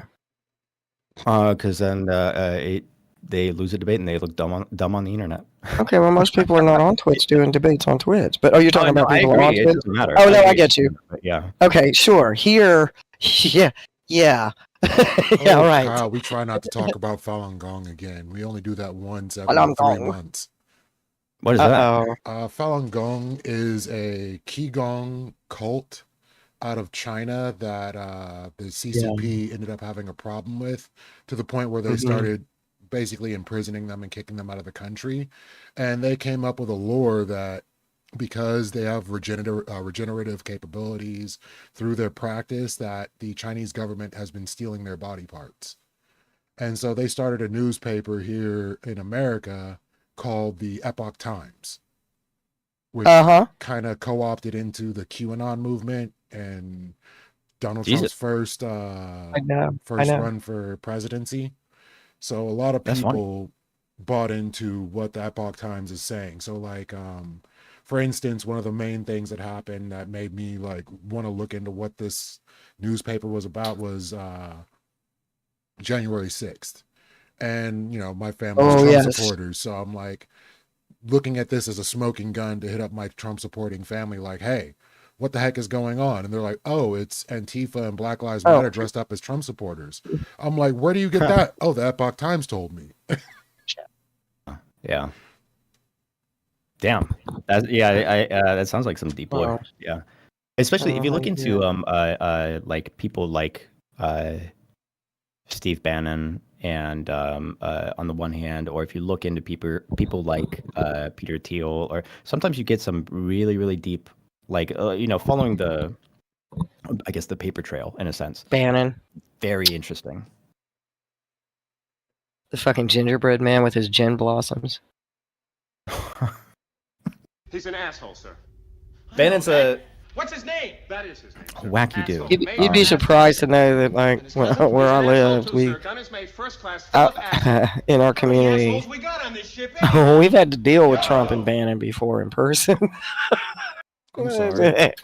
He's a fool. Oh my God. He's an asshole. So I'm like, he's not a legitimate human being. He's not even, I'm like, no, dude, no. Oh my God. He's an asshole too. And how many assholes we got on this? You'd have to see him. You'd have to see him in action to believe it. Trust me. Probably. You would not believe it. I think the wackest I've heard is RFK lately. Like, Steve Bannon is actually coherent and extremely intelligent, if not nefarious. RFK just seems like a cartoon character. Right. RFK is not even a real person. Like literally. That's what I mean. Not a legitimate human being. Worm in his brain that is dictating. It out. Like he is a parasite. I think that they put them all on ketamine, because I remember when the whole thing started, certain members of Trump's little entourage, they all started to go wacko, just like Elon Musk did. And I'm starting to think that they dosed them all, because that's something changed them like zombies overnight. And are we in MK Ultra territory now? Well, if you knew Steve Bannon and his crew, though, you would lean toward accepting a slight probability. That's what I'm trying to say. If you knew him, it wouldn't be that far out. Yeah, the thing that's really interesting about it, because you're bringing up something that I think deserves more interrogation, especially like if you look into people like Zuckerberg, right? You watch the way that he like invented himself and shit? Yes. And like where he's at now, it seems like he wants to fit in with a group. I think that there's a really interesting dynamic between like all of these different, I guess you could say, characters and the relationship that they have with each other. And there's some sort of understanding that like you're going to get what you want if you conform, basically, just like any sort of social group. Yeah, group thing. Yeah, exactly. Yeah. And it is fascinating. It's also kind of scary. It's terrible. But like, what's interesting about Bannon is that Bannon doesn't want to be part of the group. He wants to be the leader of the group. And so he talks a lot of shit. I don't know if you've seen the stuff that Bannon has been saying about like Elon Musk. He says that Elon Musk is like what did he say? He called him like a retarded, like autistic kid. Of course he did. Of course he did, because that's exactly So Bannon's thing. Yeah. Ever since we all became aware of him was he didn't want to be the king. He always wanted to be the trusted, loyal advisor. Always. Yeah. That's a better way to put it. Or he wants to have the influence. No, he does. He does. And he was groomed that way in his own family. Like that was sort of what he was sort of prepared to be. And that's how he poses himself, and that's what he expects. But his loyalty is it's ridiculous. It's like pathological. But that's how he's always been. That's the role he's always taken. He's very antisocial. Very antisocial. And he cares nothing for followers, and that's beneath him. And he's always I don't know about wanted to be a trusted, loyal advisor to someone. All right. Well, I wouldn't know about that one. I know that he wants to be an advisor, but he wants to be being an advisor for Trump. And Trump is a figure. Trump is a figure where you have a lot of sway if you have a way to appeal to him, right? It's in a sense, depending on who you are, easy to influence Trump. But if you listen to Bannon talk about he sees himself as sort of a revolutionary, and he talks about himself as a sort of revolutionary, and that he is one of the founding architects for the new right, and the one of the trying to determine where the new right is going to go. Right. He wants to be that. So he might not he might not want to be like the ego central figure, but he wants to be the architect, right? So but he is. That's what he thinks of himself. I've got this plan, you see. Yeah. And then I need to advise you, and I'm going to give you this plan, and we're going to execute this thing, and so let it be written, so let it be done. Yeah. And that's how he is. Squeege, by the way, the VC's open as well. Yeah, because he was the one that said, we have a plan. We've always had a plan. And he was the one that took the agency to execute that plan. And he actively pursued Trump. The thing that I way back in 2005. Okay. The thing that I think is interesting about Bannon, I've been watching some of his newer interviews because I find them fascinating, is Bannon will say certain things out loud because there is a ideological and political divide between the techno-monarchists like Peter Thiel, the oligarchs and stuff like that, and the types of things that they believe. There is a fundamental divide between them and the Christian nationalists and what have you, right? There is a fundamental divide, but because they're both of these groups are being able to utilize Trump in a very prominent way, they're both getting the kind of things that they want, and that middle ground is Project 2025. But it's interesting because Bannon is in a position where he's not trying to fit in. You might get a lot of these Christian nationalist types. He never has. Fair with Elon or whatever, but the thing that he's going to give you if you listen to him is that thing, if you want to understand what the ideological differences between these groups, Bannon will make it clear because he's not happy about it. He will make it clear, and he does not want to fit in. That's not his. He is antisocial. That's his personality. That's of no concern to him whatsoever. Now, he's a man who feels like he has a great deal of power, but he does not want the responsibility. So he wants to build a weapon and hand it over to somebody who's going to use it. That's how he's always been. His Breitbart, for instance, it was a well-oiled machine. I built that. He's like an engineer, okay? And that's how he is. That's how he actually is. I thought he. And every second, every got it, word out of but- his mouth. If you had to sit and deal with him, I mean, I swear to God, you does can't that, even sure. you can't even stomach him for more than 15 minutes. It's like Jesus Christ, and you just go ahead, dude, do your whatever. You do you, babe. The thing is Fuck. about Bannon that I think that it's good to understand is that I think if this is not a good thing, but I think Good or bad, it the is more the way people he listen is. to him, that they would agree with him. So one thing that I always point out Sure. is that, like, when it comes to things like hyper nationalism and these really dangerous far right like ideological things, sometimes they can inject themselves into like everyday thinking in a way that Because that that is the his average everyday. person would just generally agree with. In the same sense of like even rooting for a sports team or something like that, or just like empty gestures and values of patriotism and et cetera, et Sure. cetera. It's Putting the American becomes a way of people, life. whatever it is. Like If you it can gets you end to up the with something. food, okay, you're gonna do the salute. If that's what it, like the guy in the room, you'll do what it takes to get you to the food eventually. That becomes your way of life, and then that's sort of an ideology. Mhm. Yeah, so I And think he if has a more way people that listen to what Bannon, he it would has, probably end up. what he says is grounded, appeals to a certain demographic. It's grounded. He can point to it. Okay, it's concrete, and he's succeeding at executing it. So he has his validation. Well, I'm looking at this in two different ways. So he set up the groundwork for this new right, if I'm not correct. The and Christian identitarians, yeah. well, I One would of the say new whatever rights, yeah. whatever the alt right is at this point, like he's been The one Christian of nationals. the grounding Christian nationals. functions of it, and I Right. don't even Right, know right, that he right. does the Christian national portion of it. That's what he is. But yeah, go ahead. But in also doing that, he sees other people that are hijacking this movement that he seems to have engineered, and he's purely Yes. testing the people out of it that he dislikes, like Yes. Elon. Yes, he Yeah, is. He's trying to be. That's diplomatic exactly what about he's it. doing Deej, because he built it. Discord's open, Deej. He built it. You're He wants to welcome make in. sure it's in the right hands. That's exactly purity testing them out. Is exactly what he's doing. I think there's something interesting there. I think the thing about Bannon, and same with multiple people, I think that there was a moment where a lot of people noticed that there was a hole that needed filling, and so multiple people were trying to fill that hole. Bannon was one of them, one of those people that was trying to do Because that. he could. He had a plan. He had a And plan. in the same sense, there's so the reason why you have the camps between like the oligarch, the techno feudalist type people, is because those people were trying to fill that hole, and the Christian nationalists were trying to fill that hole, or the national conservative, or whatever, right? Fill a hole for themselves. Yeah, sure. Yeah.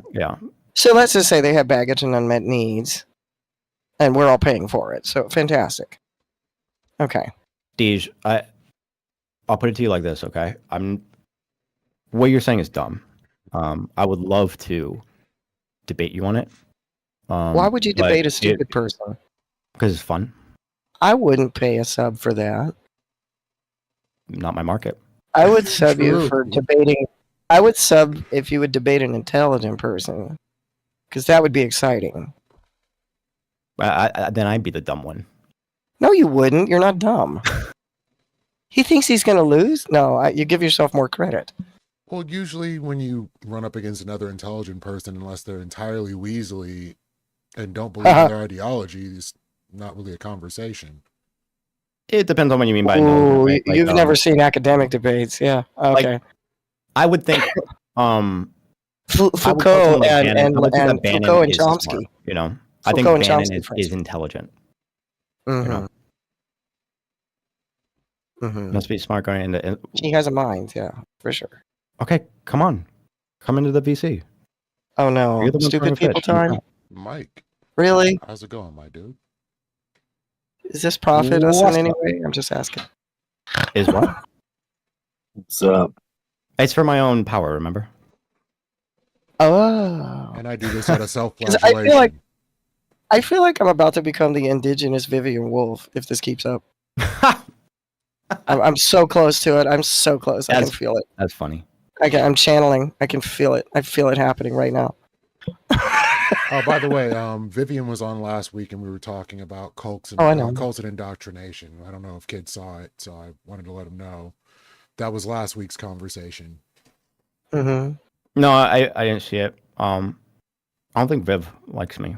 If I remember correctly, was Viv the one? Who can tell? Vivian's the cat.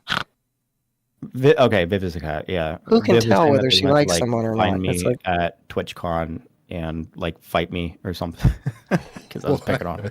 But I want to go yeah. to Twitch. Okay, anyway. So, Mike, did you have a question?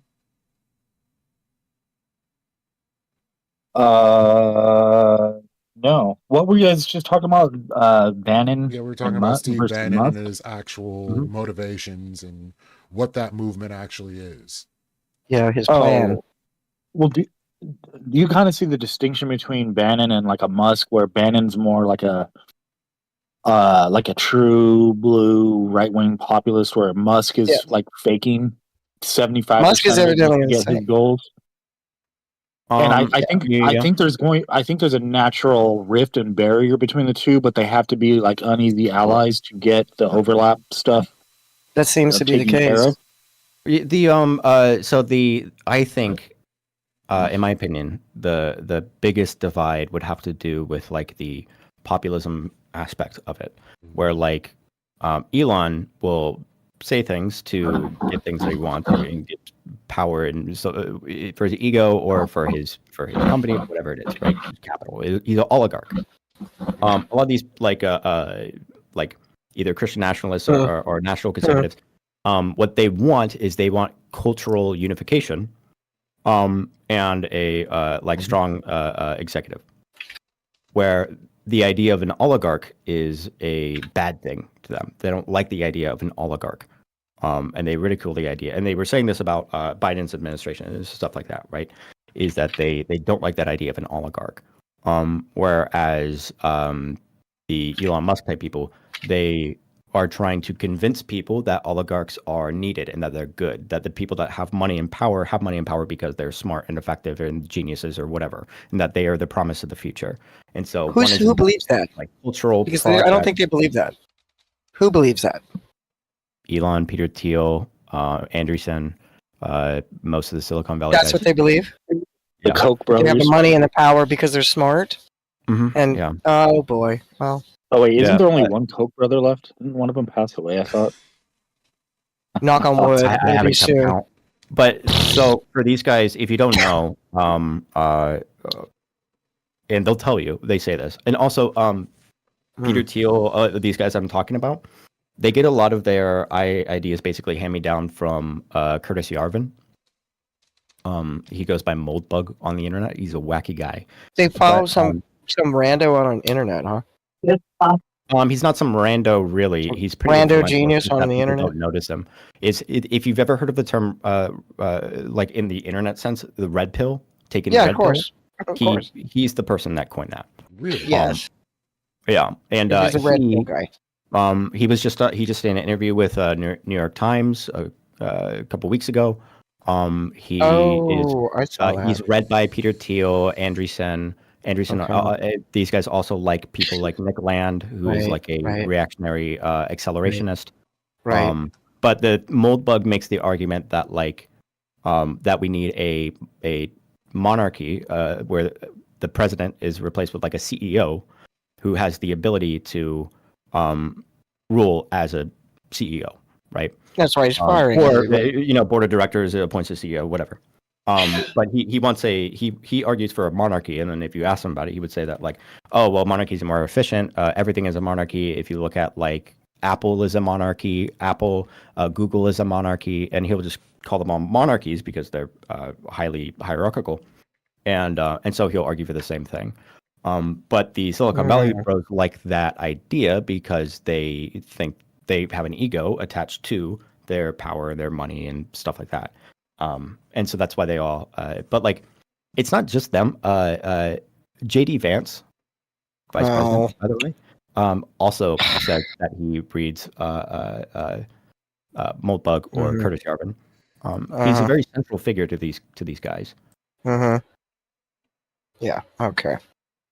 So there's Okay. a separate ideology working alongside what is being done Yeah. with the Yeah, right in it's, general. it's like strange Yeah. bedfellow situation. Yeah, and Yeah, also plug in like the sure. idea because it's funny Sure. if you hear Elon Musk or Peter Thiel or these guys talk about AI, it doesn't seem like they understand what it is. I But know. they talk about it as Alright. if they talk about it in like the sci-fi sense. All these guys they do believe it. There's this quote unquote moral theory that they that most of them seem to prescribe to, and that you can. I won't go too deep, but it's called oh fuck, what was it? It's the idea that long-termism. The idea that future people that do not yet exist have equivalent moral value to people that already exist. So you have Sure. that plus the plus their position in society, the power, their money, etc. And you have So no that's the bugs. 14 words. So yeah, sure. Yeah, that's why if you hear Elon Musk talk about birth rates, he's Yeah. very, very strong. Like he thinks Yes. it's like an existential question. Make sure that the birth rate is Yes. going up, up, up, up, up, up, up. And Yes. he would argue because he was working with it. I'm not saying he's smart or anything. Like, he understands the moral arguments or anything, but like he had surrounded himself with a lot of people that are long-termists and was investing in some of these groups and stuff like that. Yes. It's something that he does believe. Yeah. But it's one of those moral theories that people use to justify all sorts of insane shit. Sure, So of course. basically, these people have basically all of the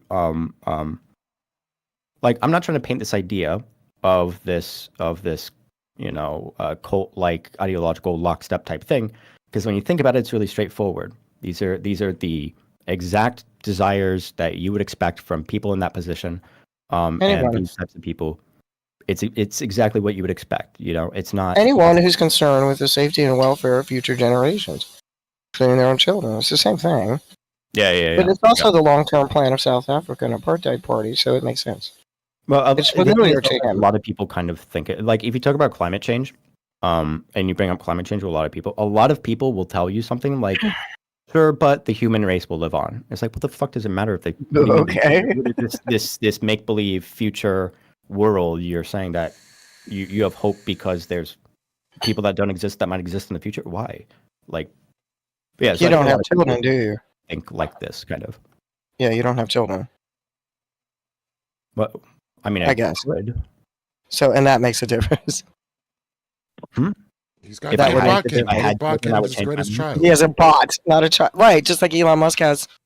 What the hell did that thing that he squirted out that advises Trump? Ew. Hey, he did. He probably put it in an inner tube and gestated it on Mars or some sort. Came out with antennas on its head, and its name was Yob. Jesus. There's the future. So it's all a long-term plan for that. Okay. His That's what he would experiment. tell Right? you, yeah. He probably It's pretty did. dumb, He had kids for an experiment, you know? I just find God, it Yeah. weird He's a that whack. he named the kid X. But I that think is that- Did. an awkward child. I think he needs to get off the ketamine. Wait, is this the baby that was just born? No, because if you think No, about the it, one that talks to his father Trump. said Oh. His- Oh. Elon's father said that he had to be homeschooled because they classified him as retarded. That's what True, his he was an father idiot said. savant. It's true. Huh? He's an idiot savant. Or just an idiot. It's true. No, I'm an idiot savant, so no, it's true. I'm It's just a saying it classification. might, it so might not be. I the had to ketamine. be I'm sure the ketamine doesn't too. help, but So don't shame me accidentally. I'm not There's a calling thing. you an idiot. and I'm it's called calling idiot Elon an savant. idiot. And that's what happens. And the trouble is that you tend to come out idealistic and antisocial and kind of way off the mark. And put a person in power like that, you're gonna get the person is fragile and vulnerable actually, and doesn't need to be on ketamine. And yes, Baboof, he tried to name PayPal X, and then he named Twitter X, and then he named his child X. He names everything X. he jumps like an X too. It works for him, right? He just All right, I loves got it a up. question. Believe he's hit his limits and he's in jeopardy and he's not in. I mean, I don't know if you want to watch him fall apart like a lol cow, but I'm like, Jesus. All right, I got a question. So earlier you were this is like way earlier in the stream. You were mentioning you were kind of like blackpilled on like social media, maybe as where it's going as becoming like people's primary media source, and it feels kind of captured now, which is interesting because I would have said like Right. with the incoming campaign of like Obama, it felt like the left were ahead of the game when it came to the online space, but that totally sort of reversed. But now where we are, or since we are where we are, and you said you were kind of blackpilled on it, what do you see as the future strategic messaging campaign to combat the situation we're currently at? Because that, That's to a me, really, that really interesting question. One thing that I would say, one bit of criticism that I would give myself on that statement, because it was a little bit tongue in cheek, is that if you look at the radio, this was an argument that I heard from one of the Green brothers. I forget which one. Which one was it? The one that had cancer recently and beat cancer. I forget which one. But he makes this argument about the radio. And when the radio became a thing, it was mind-boggling to a lot of people. People didn't understand it really. Where like What do we got? all of a sudden you can have somebody, Hank, thank you, Hank Green. Can you make this say that argument. word again, please? You Which can have one? somebody. What? Oh, so basically, when the radio was invented, it was mind-boggling to people. Yes. Because all of a sudden somebody could say something, and it would be heard by tons and tons of people all at once, all across a large region, whatever. It felt insane. So like when you listen to the radio, it's something that you're connecting with other people because other people are doing that. It was really wild for Shared the experience. psyche of people. And Oh, yes. because it was so new and because it was so mind-boggling, people were able to take advantage of it by using it. So like this was a primary, like one of the primary tools for like Nazis or for there's a lot of radio Nazi Germany, radio and Fanta Nazis. Go ahead. And it's like so one thing to understand is that when there's new communicative technology and stuff like that, one of the problems is how sensitive people are to it. And I think we're in a period Like telephone poles. I think we're in a period where people are incredibly sensitive to it. There's a lot of things that you see on the internet that you shouldn't be trusting, but a lot of people trust it. I think so that's one of the things. The other thing is thinking about the advertising algorithms and all of these different influences, whatever. I'll try to keep marks out of this, but preaching to the choir, kind of old news a little. Yeah, but I understand. So when we talk about the future, I think that there's two kind of directions that it could go. The way that I think about it is one of them is that you get such a big flood of AI stuff because there's a big demand for it. There are people that are making AI videos that just generate videos and scripts, and they're getting better and better. And at some point, this has been argued. I don't know where I stand on these, by the way, but like at some point, you could have a situation where people lose trust in on the internet. Reality itself. They don't get that sense of that they're talking to people. It's more so like you don't know who's real anymore, so now you don't trust anything. And if people lose trust with the internet, that could change the way that they engage with it or engage with it at all. And so you end up getting, this is basically like the real dead internet theory is getting at. Likely the other direction is that trust doesn't, that lack of trust can't compete with people's egos, and that narcissism. Even if there might be someone who's real, you would engage anyways. And then that's a situation where people are just locked into whatever the oligarchs want them to be locked into, basically. So it's exactly. To me, it seems like I don't know I can't tell the future, but that would be the two things. So for me, I think the best kind of thing to do is let me finish the thought. Be clear about that. Make sure that people lose as much faith in these platforms as possible, lose trust in the platforms, lose trust in people like Elon Musk and Zuckerberg. That's like what my priority is. Is making sure is slap people out of it, basically. and try and get them to stop trusting these platforms. Like I said, anytime that somebody says, "Oh, people are saying XYZ, people are saying this, people are doing that," they're not. That's your curated algorithm, and you shouldn't trust it. That's the thing that I think is the best strategy moving forward. But yeah, it's complicated. It's dark. I would Be like a generational thing, like we're a ways off for that, or how hypothetically? I don't know. Hypothetically, it could be a situation that where we're at the point now. Who knows how quickly AI will end up taking over a lot of people's, a lot of the content that you see. Already, there seems to be. It's hard to get data on Twitter just because the API restrictions. But it seems like, from the studies that I've read, is that the amount of bots on the platforms is upwards of like a third. That it's upwards of a third, and it could be more of the things that you see when it comes to comments that are being posted or whatever on Twitter, not even real. It's just, and there's so many different ways that you could do it. Maybe you are Russia and you want to influence the political culture in America, or maybe you are just trying to scam people with a NFT.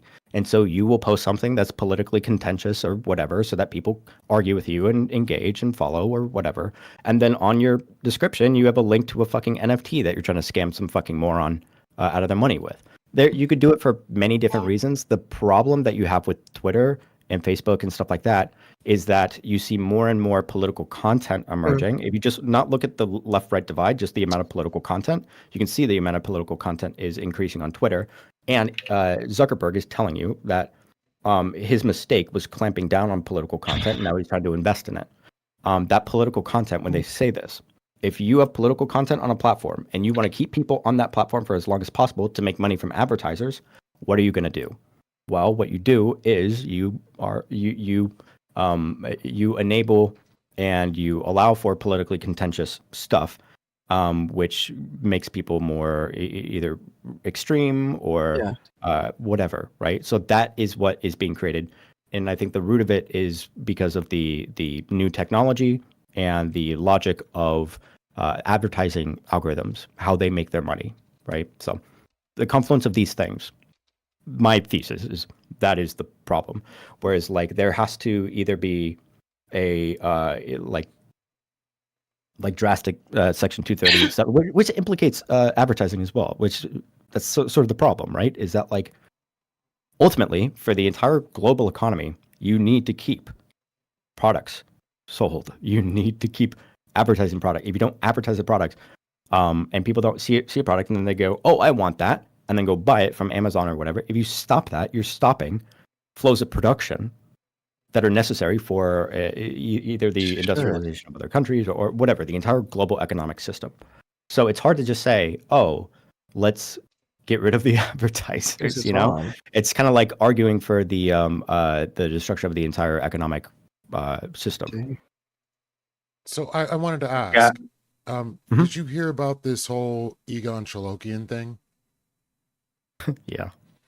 So do you think social media companies or, whatever bot farm is creating people out of whole cloth at this point? No, not the platforms. No, they're enabling it. One thing, I've been investigating this guy named Mario Nafal. Have you heard of him? I have not. So he has the largest Twitter Spaces. He has this, or I don't know if he still does, but he had this like NFT for his profile picture, and politicians would come, Elon would come in, and then they'd talk, and it'd be huge numbers, right? There's a situation where if you look at, so this guy's known for crypto scamming, and he almost everything is botted. He has upwards of 1 million plus botted followers, which is insane. It's funny because if you go to his YouTube, I get more views on YouTube than he does, and he has 2.4 million people on Twitter.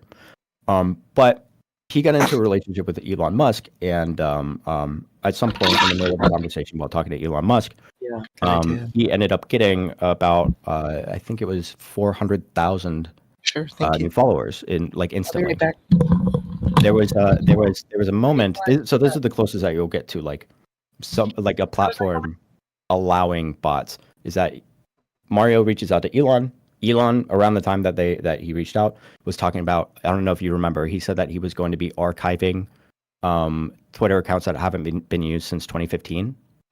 If you know anything about bot farms, what you want, and you can go on to the Tor browser, to an Onion site on the darknet, and you can purchase basically packs of accounts that have been cracked, jeopardized, whatever. And you can get what's called warmed accounts. If you have an account that's old, it tells the algorithm that it's a real person. If you have a new account that you're using an AI, the algorithm will say that's obviously a bot. But if you have old accounts, then you're basically scot-free. You can do whatever you want. And so there was a period while he was talking to Elon, this is something that I'm investigating, where he got 400,000 new followers, and almost all of them are before 2015.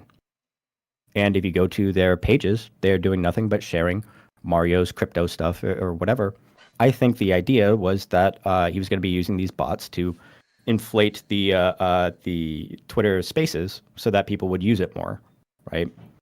But there's all sorts of people that are, like I said earlier, you can have someone who's just scamming NFTs, because there's tons of crypto bots out there that crypto bros will buy bots and make bot farms specifically to scam people with NFTs or crypto. Solana bots is what I call them. Which crypto bros might get mad at because it's whatever.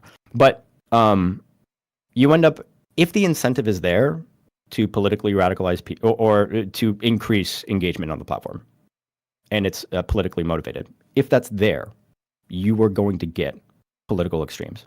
You are going to get that. It's just, ironically enough, Elon is also, if anything, it's possible that Elon Musk is also influenced by these same bots. He's also influenced by, because he seems to want a lot of their validation and attention and stuff like that. So as far as like, is Elon filling the platform with bots for a political purpose? I mean, I think the answer is a little bit more complex.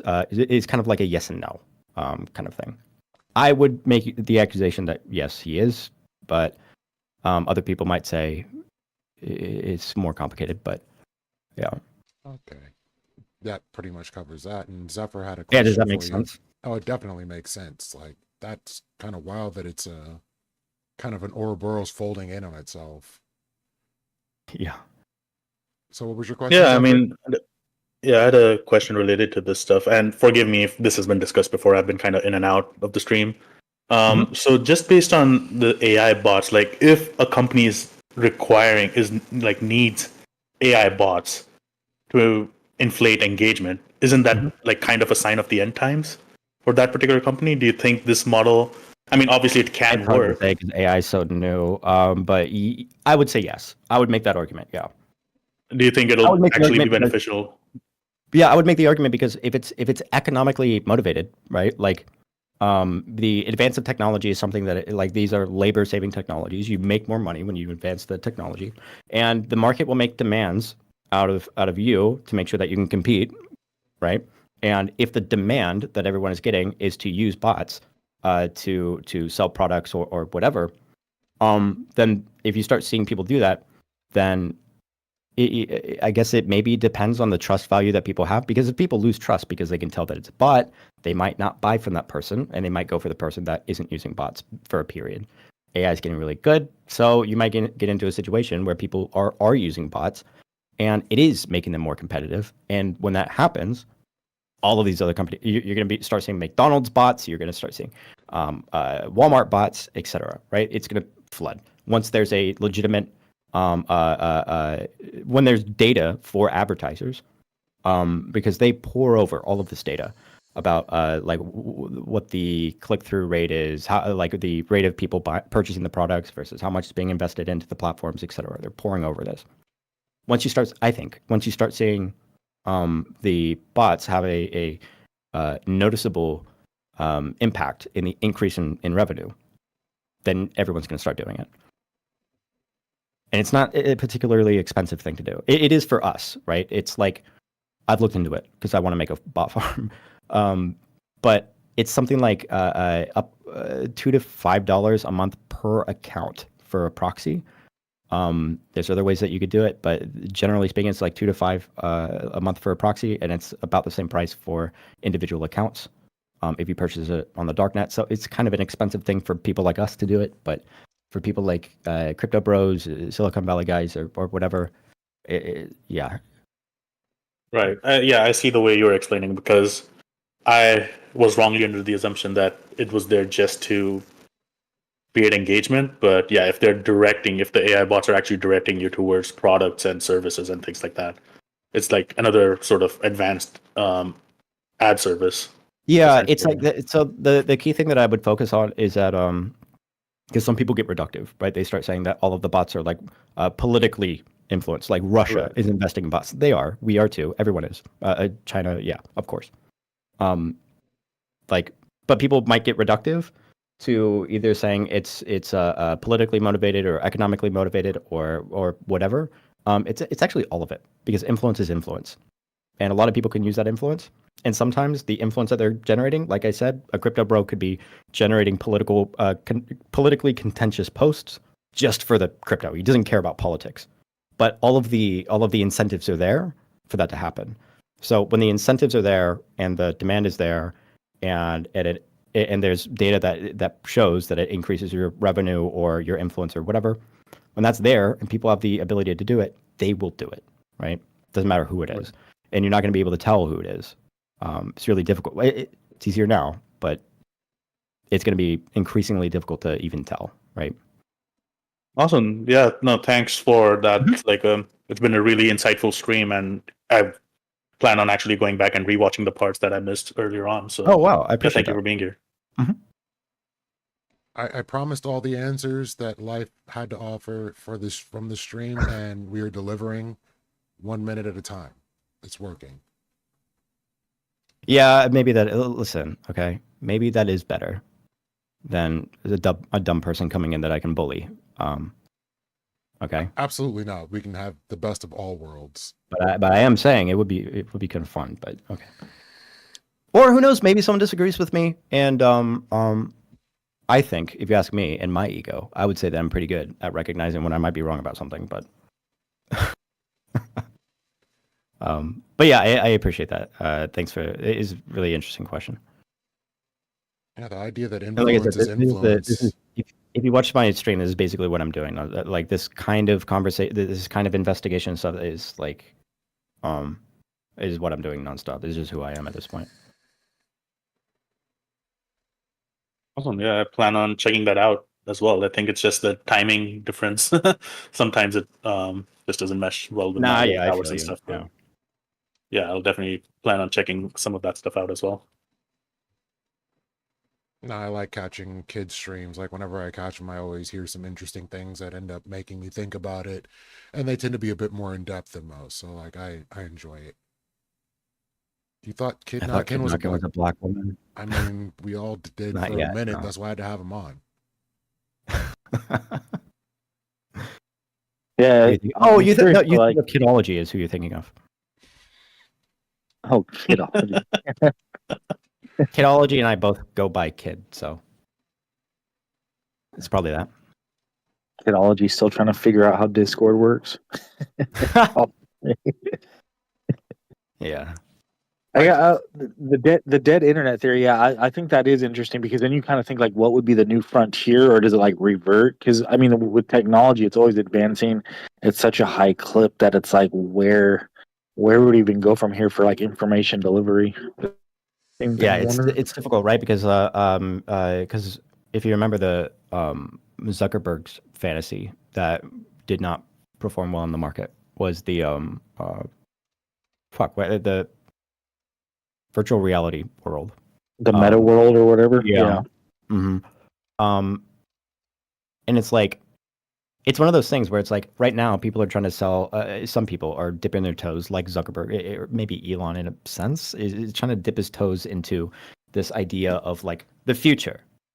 They want to sell the future to people, and that when the problem is that when people engage with a lot of these things, they don't stick. Like no one wants to fucking walk around with those big like VR things, right?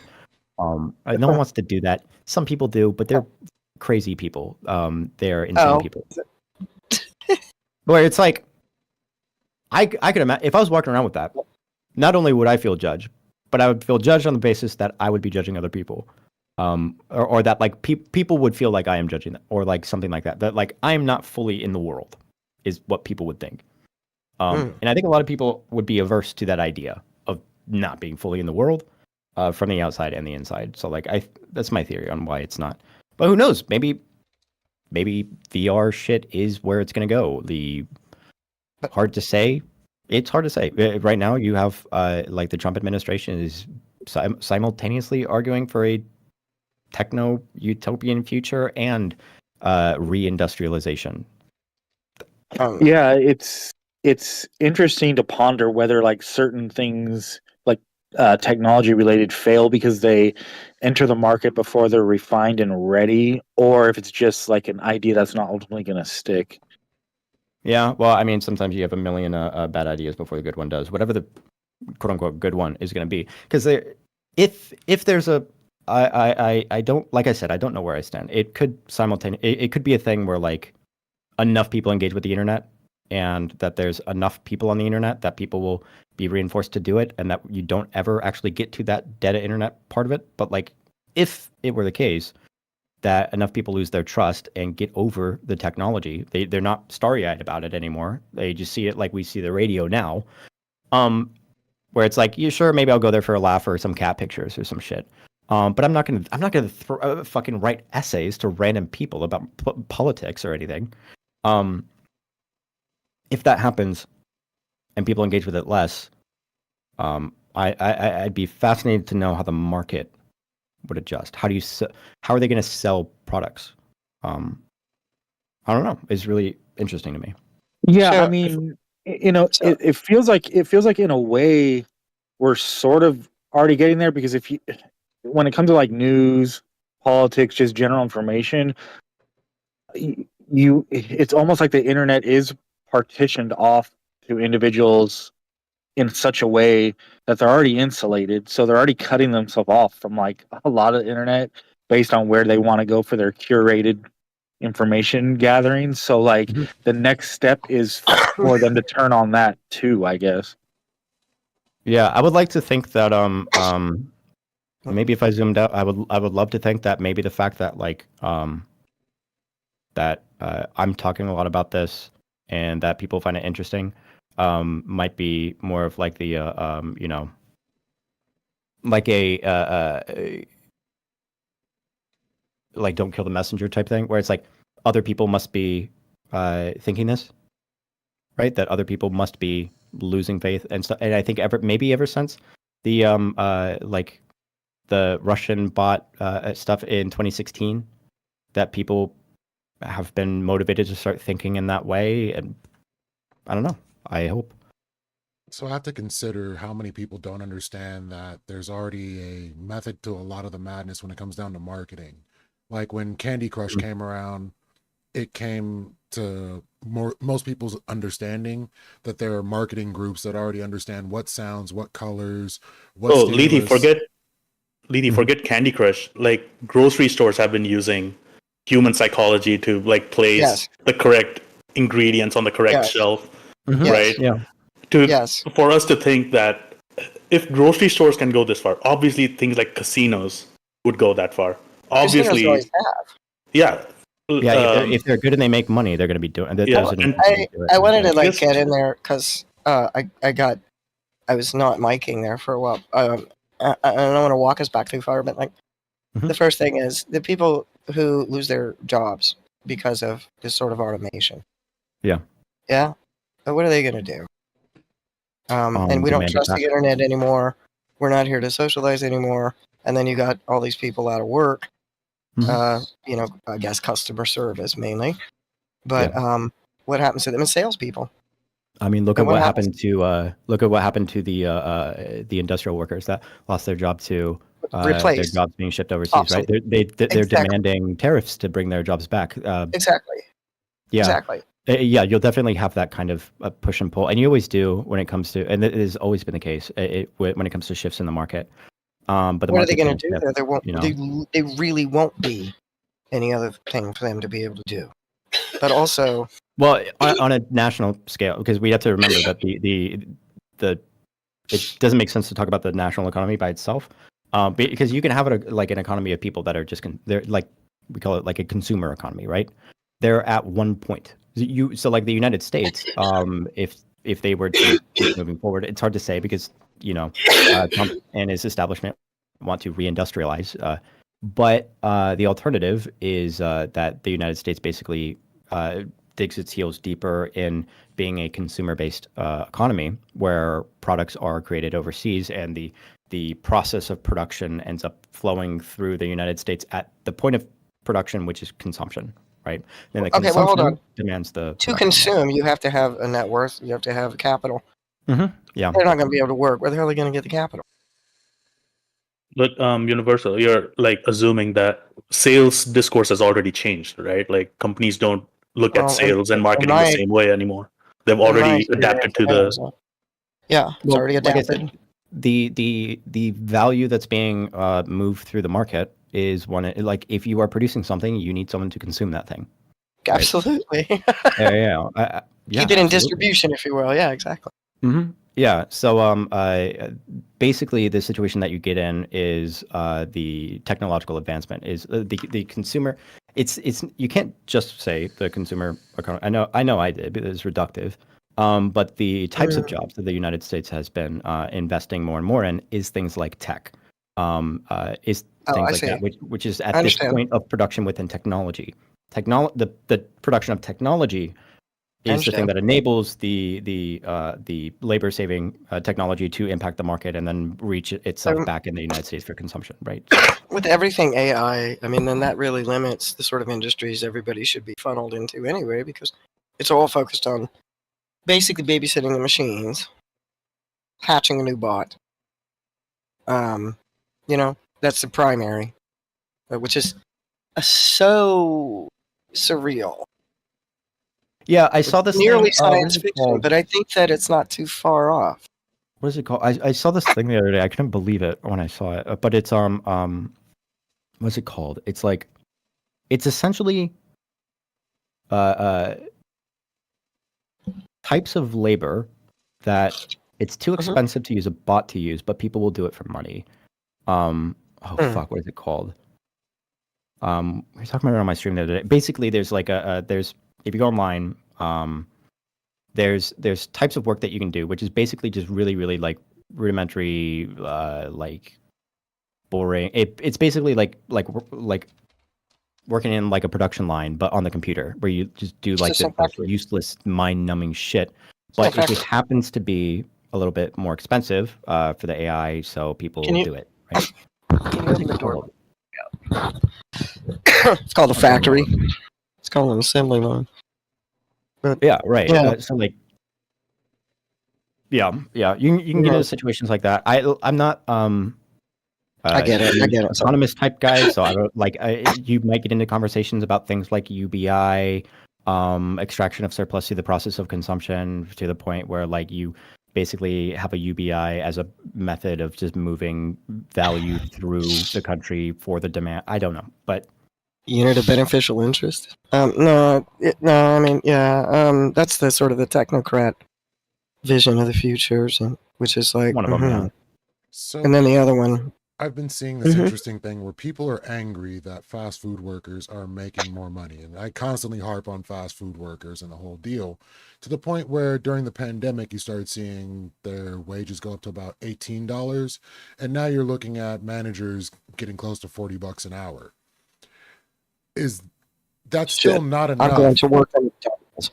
That's still not enough for them to Sorry, be may I able to ask that? actually live and thrive in society, but it's enough for them to consume. Okay. Yeah, I mean that's the idea. That's the ideal, right? Is to find that point in the same way that like a if you're boss, if you own a business or whatever, like the name of the game is reducing the cost of labor. But if you reduce it too far, you end up having laborers that don't like that either don't like their job, or they're not motivated, or they end up becoming bad workers, and then you have a loss of investment by the sheer value of not paying them enough, right? So you always have to have that sort of middle ground of having workers that will work, and then also have enough to purchase the products, right? Because if they can't purchase the products, then you get into weird situations with the market on the smaller like community national scale. The other alternative is to just have a giant plantation where they just make you shit that you sell to other people overseas, and then your workers don't need to have that kind of capital in the first place because just enough to like eat and stuff like that. Yeah, to exactly. Not die. Just more where Bannon's ideal is. That's what I think. The if you knew him in person, he will tell you that. Stuff like that. That's basically what they're arguing for. He'll sit down at the picnic table at a barbecue after church and actually tell you that. So like that's literally part of his plan. And I'm like, one big fat I told you so. You're all on a plantation. Guess what? Like part of the culture. Yeah. That's really for some reason they've created this idea that if you make things in the country, then that gives you like more agency in the market. It doesn't make sense, but that they believe it, So it's like I saw when I was seeing a bunch of people that were arguing in favor of the tariffs, just because Trump said that he was going to be doing tariffs, so people, they do their thing. Some of the arguments that I ended up seeing is the base value, the base assumption that they have is that products made elsewhere are foreign products, and foreign equals bad. That if a product is made in a different country, then it's a worse product, just by the nature of it, being foreign. I was like, damn, they really got. I guess that's been a thing, but like the idea of like commodities being foreigners is so fascinatingly absurd to me. But that is how they feel. Yeah. Also, China understands the value of made in China instead of made by China. Yeah, especially with their point of the process of production, where like just building capital was like had a tremendous impact on the global economy. Where like if you might hear people talk about China as if they like saved the world from recession and shit like that, and it's like the thing that they're talking about is a huge investment into capital, into industry, into factories, culture, etc. And at their point of production, it that very quick industrialization, that makes sense, right? Not necessarily something that every country could do or that the United States could do, but that's what the writers talk about doing. The problem is that if you look at, I'll keep using the phrase, the point of production, it would be a step backwards in the point of production for the United States that can use cheaper labor overseas, and it's counterintuitive in a market sense, right? The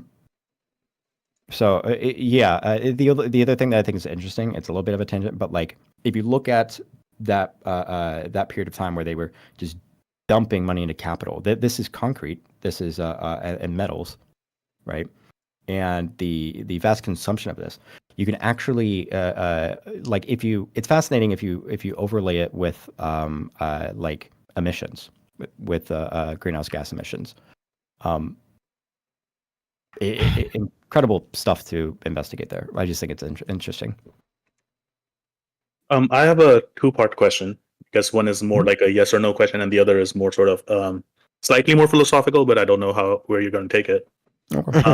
It's slightly like a lengthy question as well, so forgive me for my descriptive question, right? So I guess the way we are speaking about AI, it seems to me that there is a plausible future where the AI or the algorithm can stumble upon some kind of deep embedded virtue in the human psyche that we could very well use for something like mental health, right? But we instead use it for for advertisements and consumerism and things like that. Do you think that's a plausible scenario, or do you think that AI is nowhere near that sophisticated right now? I would have to refine the point.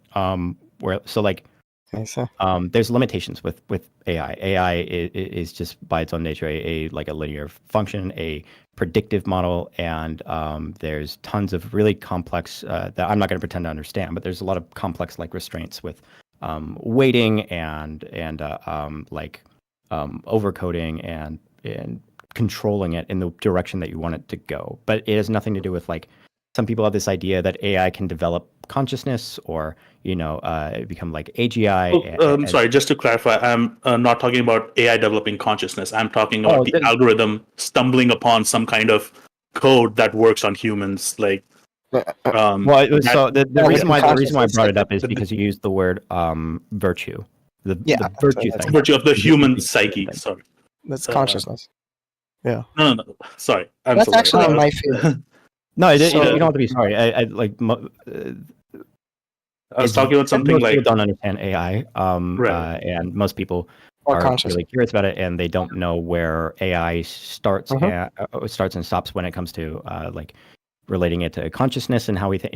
It's like really deep philosophical questions that a lot of people just haven't investigated. That's my field.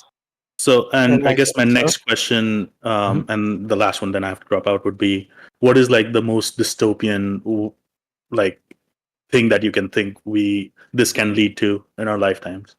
Working on an assembly line while the climate falls apart in the background, and then of air pollutants or natural environmental causes while you're working yourself to death. That is the image of the Nice meme.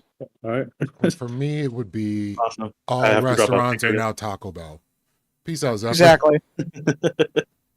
And Big Bob stores. Yeah, it would be might be the end. And you also have that phenomena of there's this really scary intersection of the way people think about the national subject, the citizen. Because immigrants are bad. That's a base assumption that's been created relatively recently, all things considered. Listen, okay. 200, 400-year-old argument, but okay.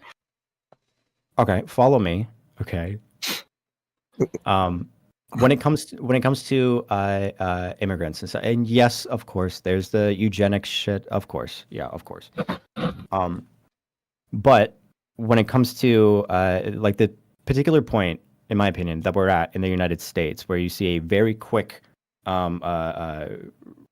if you look at the way that people feel about immigration over the past, 30 years or some shit, you're going to see some really interesting, I guess, narrative shifts that people have, and it's really complicated to look over because, and a lot of people get it wrong.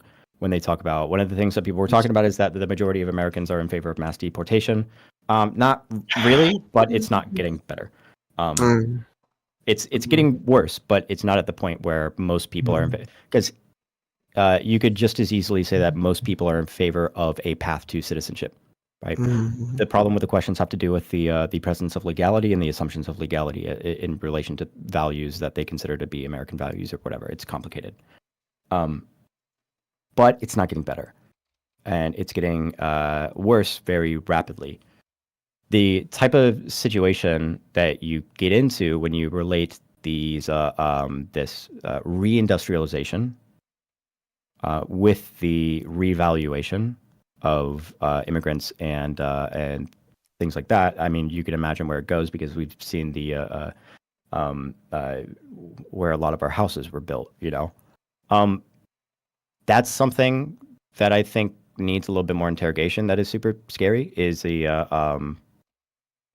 that cross section between the demonization and the of immigrants, and also the demand for immigrant labor? That cross section is very, very scary to me. Why? Because what demand for immigrant labor? The market demand for immigrant labor. In America, we don't have a demand for immigrant labor. Yes, we do. Yeah, we do. From who? If you look at Florida, there was a scare where. Yeah. Do you know what I'm talking about? I know Florida. Go ahead. So there's a lot of messaging that made it sound like the next steps for Florida is to be in lockstep with the mass immigration, stuff like that, and you end up having a bunch of people that are field workers that were there was like an exodus that was happening. It was fucking up the market, and they had to go out and they had to change the messaging and try and convince people not to leave, because if you have a massive exodus of a bunch of particular kinds of workers aren't not every worker in the market is the same, right? And they can't all pick cotton. That's for damn sure. right. So like that is a market. The market demand was that you go out and you change the messaging so that you don't have an exodus of these workers. That's a market demand. At the same time, the other demand is the for that demonization and that reconstruction of what the American citizen is like the ideological demand. It's a plantation. And Yeah, that's what I'm saying. Where plantations you get end up having that demonization and the demand and the market demand, legal slavery. Yeah, what you get is a doubling down of slavery, worse conditions, and hell on for immigrants. Basically, is what I'm saying. And that's also Florida, because it actually has Same thing happened in Georgia. kind of land. Well, all of the southern states, because I mean, if you've grown up there, you grew up in a plantation. I don't care where you lived. There was no, it was Alabama. It was Alabama where they kicked out all of their Who's this guy? Immigrant labor. That's my buddy Rich. Coverage. It probably happened. I know that it happened. I know that it was a DeSantis, Florida thing, the one that I'm talking about. There was fruit rotting in the fields, and they had to beg him to come back. That was. It's probably happened many times, actually. Yeah. Oh, poor Florida. Yeah, I'm pretty sure. Essentially, like the prison labor situation is slavery in itself. It is. If you've ever seen Angola, you know it. You know it. So I don't think we're too far off. No. So the quickest solution is legal slavery, which would be to imprison as many people for nothing that you can, and there you go. They have no rights. It's in the Constitution. Make what it is to be illegal more and more vague, and then you have more and more slaves. Based on what they're making illegal now, that's the plan. So, Kid, I don't know if you heard about this. I forget what state it was in, but they actually started taking prisoners and forcing them to work the front counter at fast food restaurants. That's not surprising. Corporations scratching corporations' backs. Since being into debt could cost you a court date, our first thing was, if you can get out of any debt whatsoever, you might be doing yourself a favor. Because you never know, right? So, because it's justification to chuck you in prison. Yeah, it depends. Yeah. So what are they going to do with all those student loans that were left on programs that haven't been paid? They're going to go after and arrest everybody. I would imagine they're going to get as much as you can out of it. But they're going to do something. Yeah, I mean, I don't know what they're going to do, but whatever they do is going to be the most beneficial towards generating money. Yeah. Yeah. That's how it all works, no matter what. Well, of course they do, because he's defrauding the Treasury of $4.9 trillion. And they won't stop him because that would mean he was wrong. So you're all fucked, you know? What economy? Yeah, the debt stuff to me is super fascinating. But it's fascinating. On the other hand, if you talk to someone that's more well off, you'll have tons of people that'll talk about this idea of like debt being a a form of currency or whatever, that like debt is just like a tool that can be managed to generate more income. You're just passing through it, and that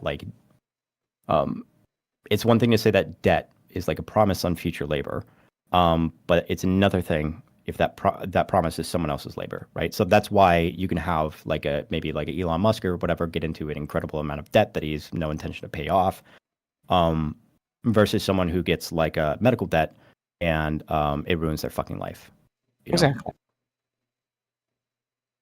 So the majority of people, like 400 million people in this country, are going to have their lives ruined because of somebody else's debt and the fact that they're robbing the Treasury over the next 5 years. I mean, depending on if. So you don't have a long game. There is no long game except for them. What are you going to do? Basically, but that's kind of, that's always kind of the case. That's the astronaut always has been thing. Still, what are you going to do? What, me personally? Are you asking? Yeah. What are you going to do? Oh, I'm gonna do everything in the interest of my power and motivate people to agree with me on whatever I think is best, which is things like workers organizing and having more leverage when it comes to the marketplace. Who's going to respect their voice? Huh? Who's going to respect their voice? What do you mean? Workers are in a The people who do, what do you mean? the powers that be aren't obligated to respect their voice. Not obligated in like a ethical Not at sense. all. No. Not legally either. They don't have to legally listen to it. Power is power. So how are they going to take power? You can say that in this scenario, it's not enough power, more power. No. It's really not. As a question, it's not that complicated. How should they take power then? How should they take power? In this case, are you asking me for like a utility, like a revolutionary blueprint, or what do you think? How should they take power? Because the power will come in numbers, right? I mean, numbers helps with power. Yeah. To do what? How should they enact that power? In your opinion? I'm just saying the question seems kind of vague, right? No, you said, hey, I want people to listen to me, and I'm going to tell them to organize and take power in the workplace. Yeah, sure. And in the workforce. Okay. Well, they probably won't be listened to. Look at what's going on. So therefore, what do you think about how should they take power? Do you imagine that if they sort of comment their boss, whatever. So the problem that I have is that in the middle of the question, there's an assertion of the influence. Like a general strike. Would that be an example of power? The assertion of your if we take that assertion of the limits of the influence of power that you can have as the base assumption, then that means that I can't answer your question in any way that would justify the assertion. Because if it's a simple question. So if you have workers gathering together in strength. Right, which is what you said you wanted to have happen, I think. How should they enact their power? If they come together the way you'd like them to, what sort of things should they be doing as workers? It depends on the kind of worker that they are, the types of ways that you can apply pressure, and and how you get into that process of negotiation, and apply the leverage that you can as a worker. It depends on the type of worker that you are. So like, for instance, general strike is one of those ways, right? For instance, a general strike, sure. There you go. That's it. It was a simple question. It was a simple answer. Well, if I just said general strike, it seems like you would be going at. I didn't think. No, I'd be like, I get what you. Does a union do? I think we all know that, like, unions. Well, like the simple vague answer is collective bargaining, forming. Like that's kind of like the overview. Obviously, it's going to depend on the industry and the company for how specifically each individual is going to attack the solution. But yeah, collective bargaining, organized labor, the way we were at a high point, yeah. 80 so years ago. The reason why I'm trying to be particular is that there's a lot of different directions I can go. There's a lot of implications that you can have for not just like dock workers being in unions, but lots of ways. One of the big problems that I have with the situation that we're in, I think there's many different things to it, including things like Twitter and AI bots or whatever. But like for me, one of the biggest problems is that we live in a quote unquote democracy where people are incentivized to stay away from the political process, and I think the only way that you can have political power is to enact political power. If you don't get involved politically, then you can assume that your voice is not going to be, and that your leverage is not going to be utilized. If you're not in a union, if you don't have that bargaining power, if you don't have power, you're going to do what you're told. Ultimately, period. That's it. Unless you have your own company. Yes. Yeah, unless you're at a different point of production and you're a Yeah, capitalist. but unless you own your own company, yeah. Yeah, but You own the means of capitalist is production. Yes, motivated exactly. to- Go ahead. Yeah, the capitalist No, is I got you. motivated to decrease the cost of my labor, which means that I have so that's Right. So that's not got good it, for my got it. power, right? So if I'm arguing in Got it. favor of my power, I should be arguing in favor of workers having the power to collectively bargain and influence the market. And by nature of that, and this is not to say that unions are the end all be all. You can have a union that, in their best interest as a worker, to increase the value of their work, is the continuation of that particular kind of work, which might not be good for the climate or the community, whatever, right? I'm not saying unions are the end all be all, but what it does, interestingly enough, it's a really useful and important way that people can become politically active in a way that they wouldn't be able to. Because if you're at home, you go home and you go to work, and you go home, you go to work. If you're going to add a third place in there, where now they have to go to they go to work, they go home, they go to city hall, they go to work, they go home, like that's not feasible for a lot of people. So I think to give people political power, make people politically active, the best way to do that is through unionization, I would argue. That makes sense. Yeah, but the union has to be contracted and accepted by the corporations. My dog's losing his mind. In different states. So Hey. different states and different corporate, they have to accept a contract with the union, and most of them aren't. Most of them don't.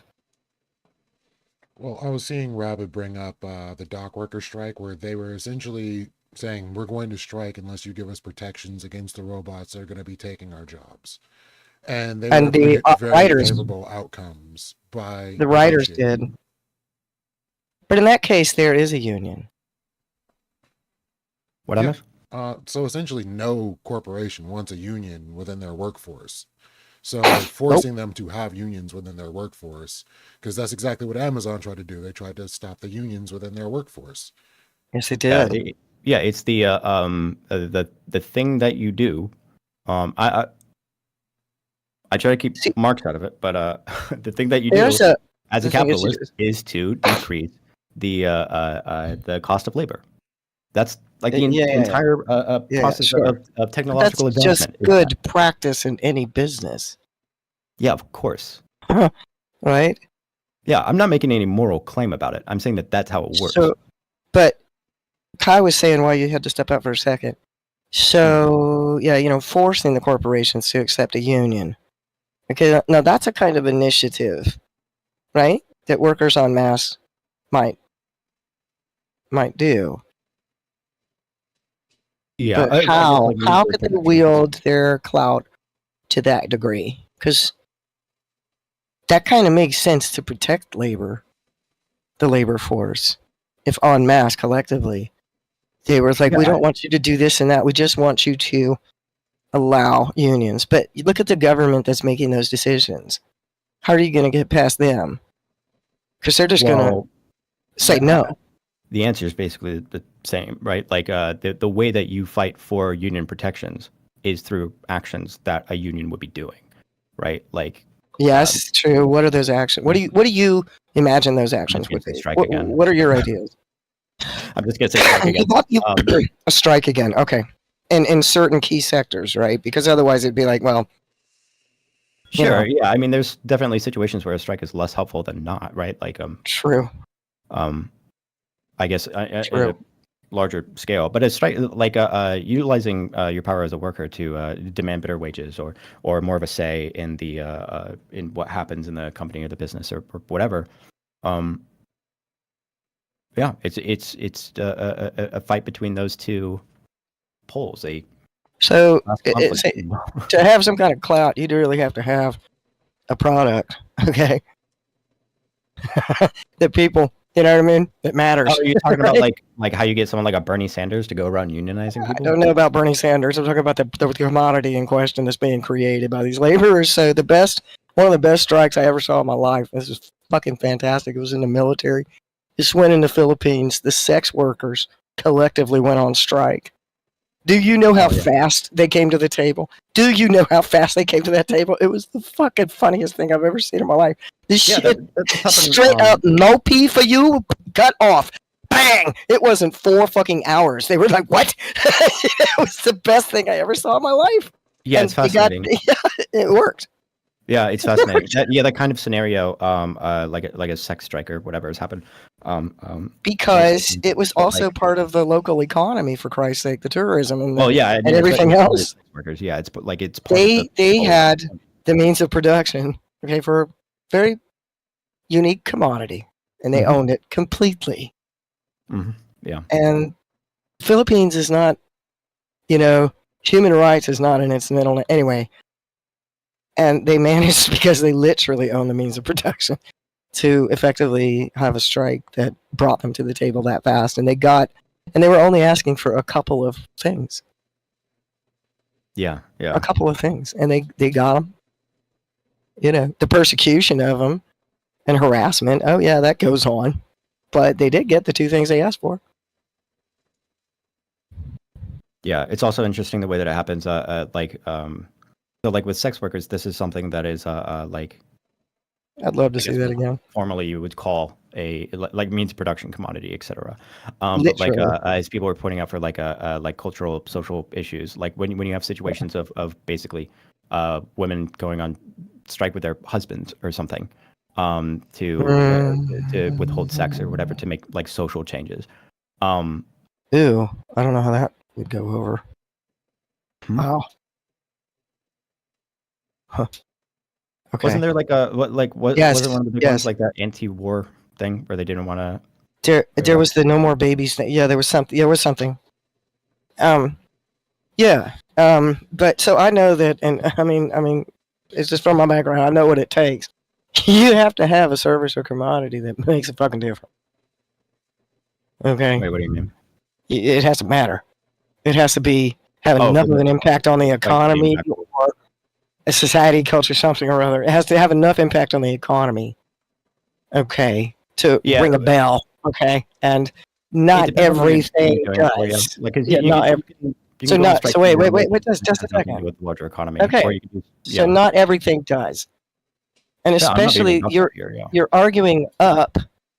And so it really has to frighten the powers that be in your particular industry, or they really don't give a shit. I don't think it's about frightening. So it has to scare them. It has to scare them, or they won't react. So, like No, it has Florida's to- it has to laborers limit leaving. their capability of acting.